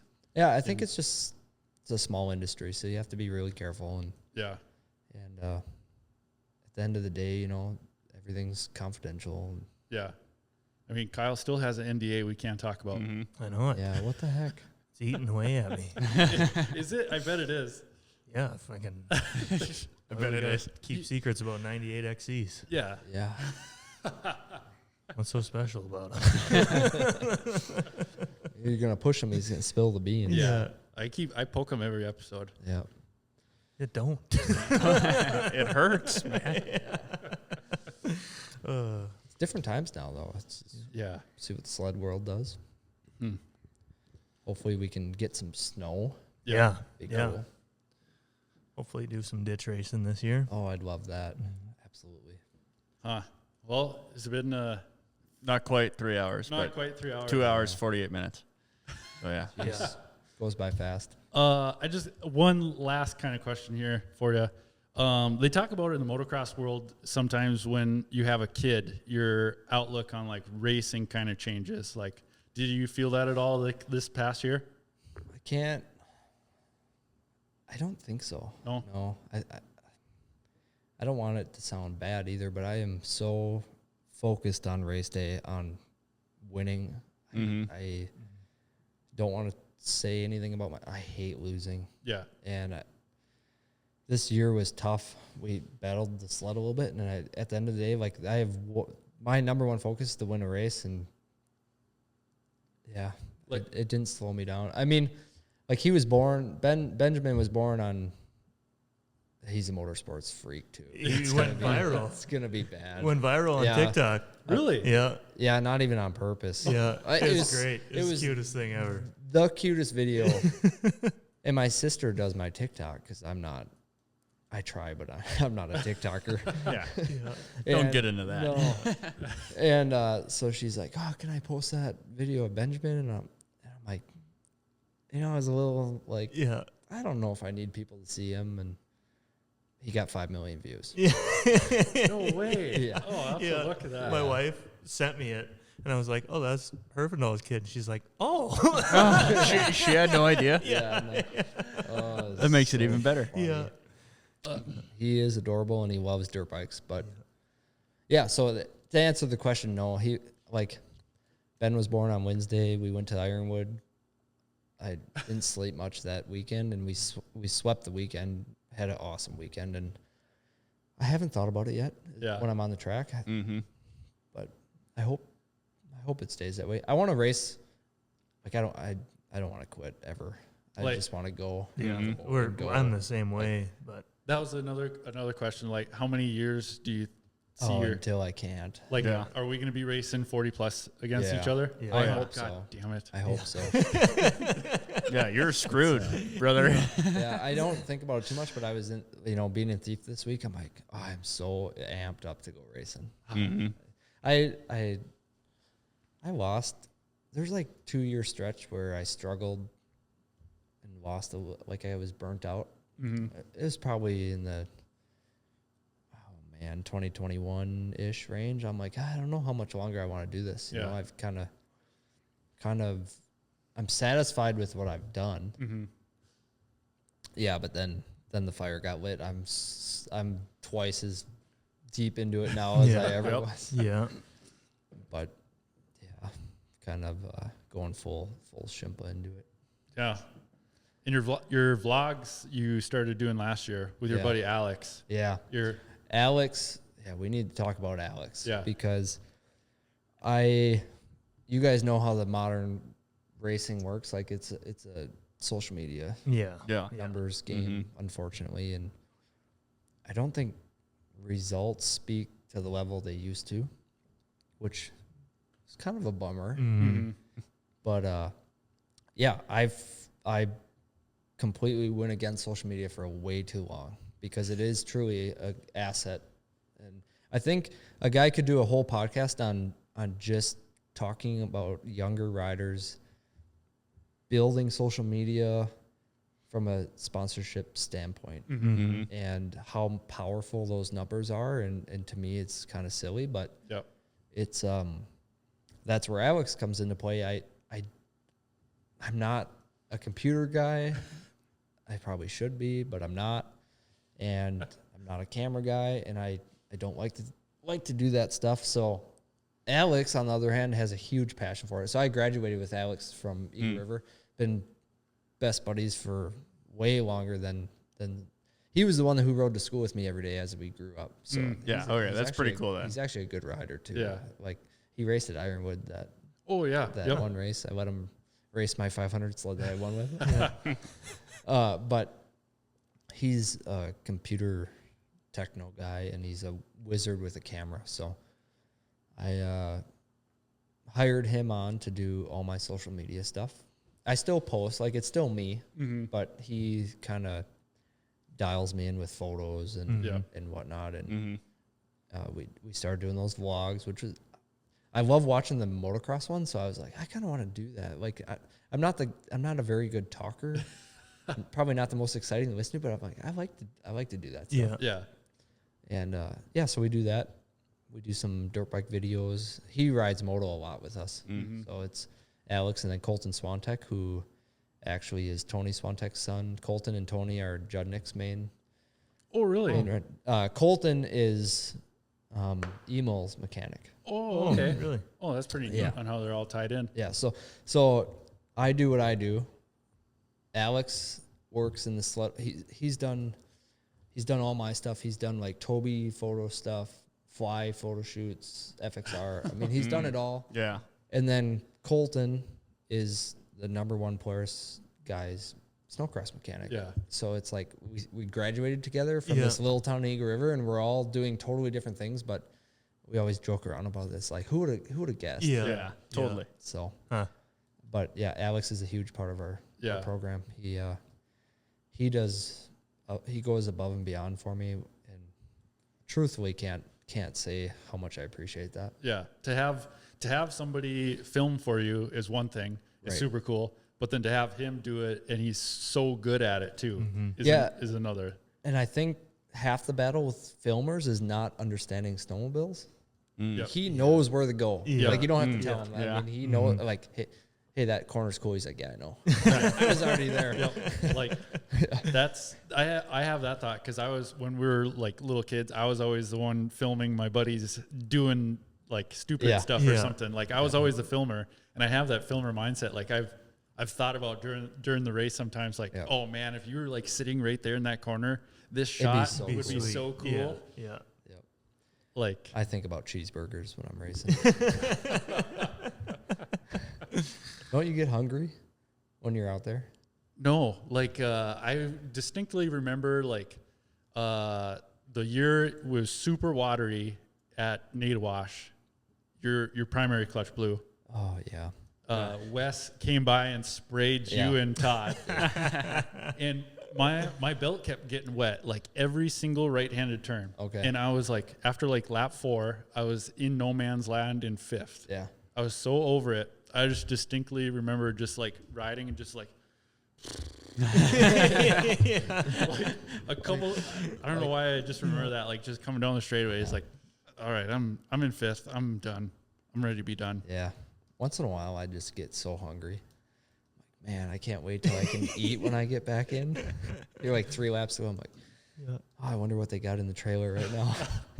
Because are you like super hard training nutrition during the week and everything, and then like cheat meal after the race, or not right now? No. I actually like when I get home, I'd like to start getting back into it. Try and end of July, August, like get serious, because you don't need to do it year round. But no, that was I just talked about that. We right? talked about that. I like bulked up to try something different for this year. Yep. Because I'm usually around that like 210 is my weight I've stayed at. And it's like I wanted to try to bulk up a little bit to try carry a little more muscle mass into this next season, just to try something different. And so in that week, these last 2 weeks of just going back to normal, like not eating surplus, is like 8 pounds like that. Yeah. It's like, oh, maybe I should slow that down even a little bit to try to carry it a little farther. But it's just, I don't think you have to do it year round. And like I try and get in shape for winter and then in the summertime I have at it. Food and hell yeah. Opposite of everybody trying to look good in the summer. Yeah. I always joke about that. But yeah, I've always had trainers hired because I had told Emily that for a story once. I'm like, I'm not a natural, like I can't naturally stay in shape. I got to work pretty hard at it. But I'm not that motivated myself, so I've always had I don't know why too. Like I devote my entire life to this, but that's a struggle. So I've always had a trainer hired. And really, like just for the nutrition side of things, or like the working out side of things. Huh. For me, the working out is the easy part. I enjoy doing that. I enjoy like the suffering, the sweating, but it's like the nutrition. Like nutrition is so hard. It's like hard to we maintain. got a pizza sitting right there, Yeah. and I'm stoked to eat it after we're done. This is the first year I'm going to try doing my own program on my own since I started racing, probably. Really? Oh, cool. But so we'll see. We'll see. Yeah. Well, Arm pump coming, Pine Lake. No. Yeah. Shoot. No, not to throw that at you. I know. I hope not. I'll be ready. What are we at? 3 hours? Yeah, pretty much 2:58. Jeez Louise. Man, Yeah. Zach, this has been really cool. No, I appreciate you guys. You said you were a seriously. bad talker. We've been talking for 3 hours. Yeah, I dude. know. I hope we didn't just ramble about random stuff. No, like I think No, it was all on topic, but yeah, it was like good rambling. Yeah. I criticize myself too much. Like listening back to like Joey, like I tried to go too much timelined. So like I feel like some people like the jump around random stories. Flow. Yeah. Yeah. I feel like you try and stay in a timeline and then a story pops up. Yeah. You run away from it. Yep. Yeah. Yeah, because at the end of the day, it is a podcast. You kind of have to steer it into a direction Yeah, and a like little a arc and then an ending. Like it kind of need to point it in the right direction. But yeah, you can't just control it for every topic. Yeah. No. It's been, like I said, I enjoy this and the Carbide podcast. It's finally something that is interesting to listen to. Yeah. Right. Stuff that snowmobile stories. guys like us like to Yeah. listen to. Yeah. That reminds me of the Carbide podcast guy did ask me a question to ask you. At hour 3. Sorry, it's a quick question here. Yeah. His dream sled to have in his collection if money were no object. Ooh, That's that's a a good good one. question. Yeah. That's a really good. Sorry, I waited till the very end, Spencer. Oh man, that's hard to answer like right off the hip. Yeah. Probably Bob Elsner's 1979 Snow Pro. Really? Yep, the one he won Eagle with. You're That- a Snow Pro guy. I'm 79 Snow Pro. I'm a Snow guy. Pro guy. Yep. Maybe that's this year's graphic scheme. Yeah. They're real well, that's simple. what Ben did. Yeah. Oh yeah. His F3 is mimicked after kind of that Yep. for Eagle River. Yeah. But yeah, that's a sled. I don't really get into my own sleds quite yet. Like I think down the road I will, but I have kept them because. Sorry, we're just gonna keep talking. It'll at least finish the thought. Yeah, I have kept them because you talk to all these old big time racers and the first thing out of their mouth is like, man, I wish I would have kept my sleds. Yeah. Oh, yeah. I have financially tried to do everything I can to hoard them. Yeah. Which is It really is. hard. It is. Yeah. I can imagine it's hard, but it is super cool. Yeah. On how you. So I don't You have end them. up, like my garage and Yeah. between me, my dad, and my brother. And Yeah. you go into our garages and it's packed full of Yeah. just crap. It's like, oh, crap. That's cool, you know. That's cool crap. It's cool crap. Yeah. Shoot, I have like my 14 first championship, 15 first EFI. Then I think I have all my 500 sleds, and then Joker mod, fighter pilot, like four or five mods. Yeah. So Hmm. and the F3. What about the purple one? Yeah, that one CBR. Geez, Oh Louise. yeah, it's in their We- shop. I have the Barney or the I-500. The Barney. The Barney, yeah, that's the CBR has that one. Yeah. They have both Barneys, and they have a couple. America sled, they have America. Oh, yeah. They never got rid of America. America was not nice to me. rear heat exchanger. Yeah, Yep. that should have been another 500. Yep. Yeah. Yep. 3 minute lead, and that sucker let loose on day 2. Stupid. God. That sled broke every time we rode it. Never a good It ride. was just cursed. But good way to end it right there. Dude. Yeah. Yeah. But no, this was awesome, Zach. Like I can't. The people are going to be really stoked on this I hope so. because your personality is a quiet guy. So like Yeah. most people have never probably heard you talk this much. No. I don't think I've ever heard you talk before this. No, I kind of. I hope people don't think I'm like arrogant or. No. Oh, hell no. No. Not at all. Just quiet. We kind of. My 2 mechanics are quiet too, so we do our thing. Just That's the quiet perfect. guys. Yeah. That's perfect. Yeah. so No. Hell it's yeah. all fun. No. Like I said, everybody come visit us at the races. We're open always. See you at Heydays. Yes. You'll be at Heydays this year, not in Italy. Not missing heydays. Hell yeah. Claire, shout out to my wife. Yeah. Hell yeah. Everybody was making fun of you this year at the Articat Oh, booth. There's a big picture of you winning NATO Watch and nobody there to sign it. What? It just sat there empty.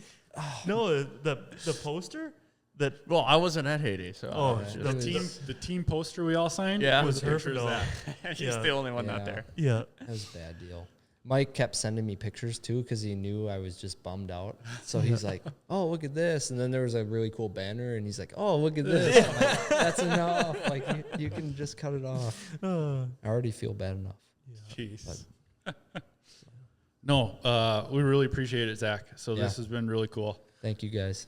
Yeah, thank Well, you, man. So, Yeah. We'll do this again when the race career is done. well, like the initial plan Maybe was, maybe once or twice in the middle there. If we're never gonna quit racing, If we don't quit, It's gonna be a long if we time. don't quit, this is gonna be a problem. was to like call you during the season. Like I figured for sure the first ditch race you'd win. We'd give you a call Yeah. and ask you how it went. I hope But- it goes as good as you just predicted. Yeah. Yeah. yeah. I hope so. So I'll be at the ditch races cheering you on. Perfect. He's gonna be racing. I'm gonna talk you into racing him. The ditch races? Yeah. If you pay my entry fee, I'll race Yeah. every single ditch race there is. Deal. He said that way too quick. Yeah. Yeah. Yeah. Gunner's like, shit. You called my bluff. What It did I is, do? it is literally the money that is holding me back to race every single race I'd ever want to do. I think I'd sponsor you for one. For one. You gotta put my name on your sled though. If you want to sponsor a podcast, we're open for sponsorship. Yeah. Yeah. We're gonna have to talk to Alex and see if we can come up with something. Next week's episode with KTM factory mechanic Kyle Defoe. Chase Sexton's Really? mechanic. No kidding. Yep. He's from Big time. He's from Pembina. You're kidding. Yep. That I actually really enjoyed that one with With Kyle Lawler. yeah. Yep. Yeah. That was cool. Oh yeah, that was a fun one. That was a Yeah, super that was nice, cool. super nice Yep. guy to talk to too. Yep. So yeah, we've had this one in the works since Southwick. Nice. So super excited for Mm-hmm. that one. Good for you guys. Oh, yeah. That's cool. Yeah, I'm pumped. Yeah. Yep. Yeah. Oh. So Anyway, all right, 3 hours in. Thanks, Yeah. Zach Herfindahl. hell yeah. Thanks, man. Appreciate it, boys. See you next week. See ya.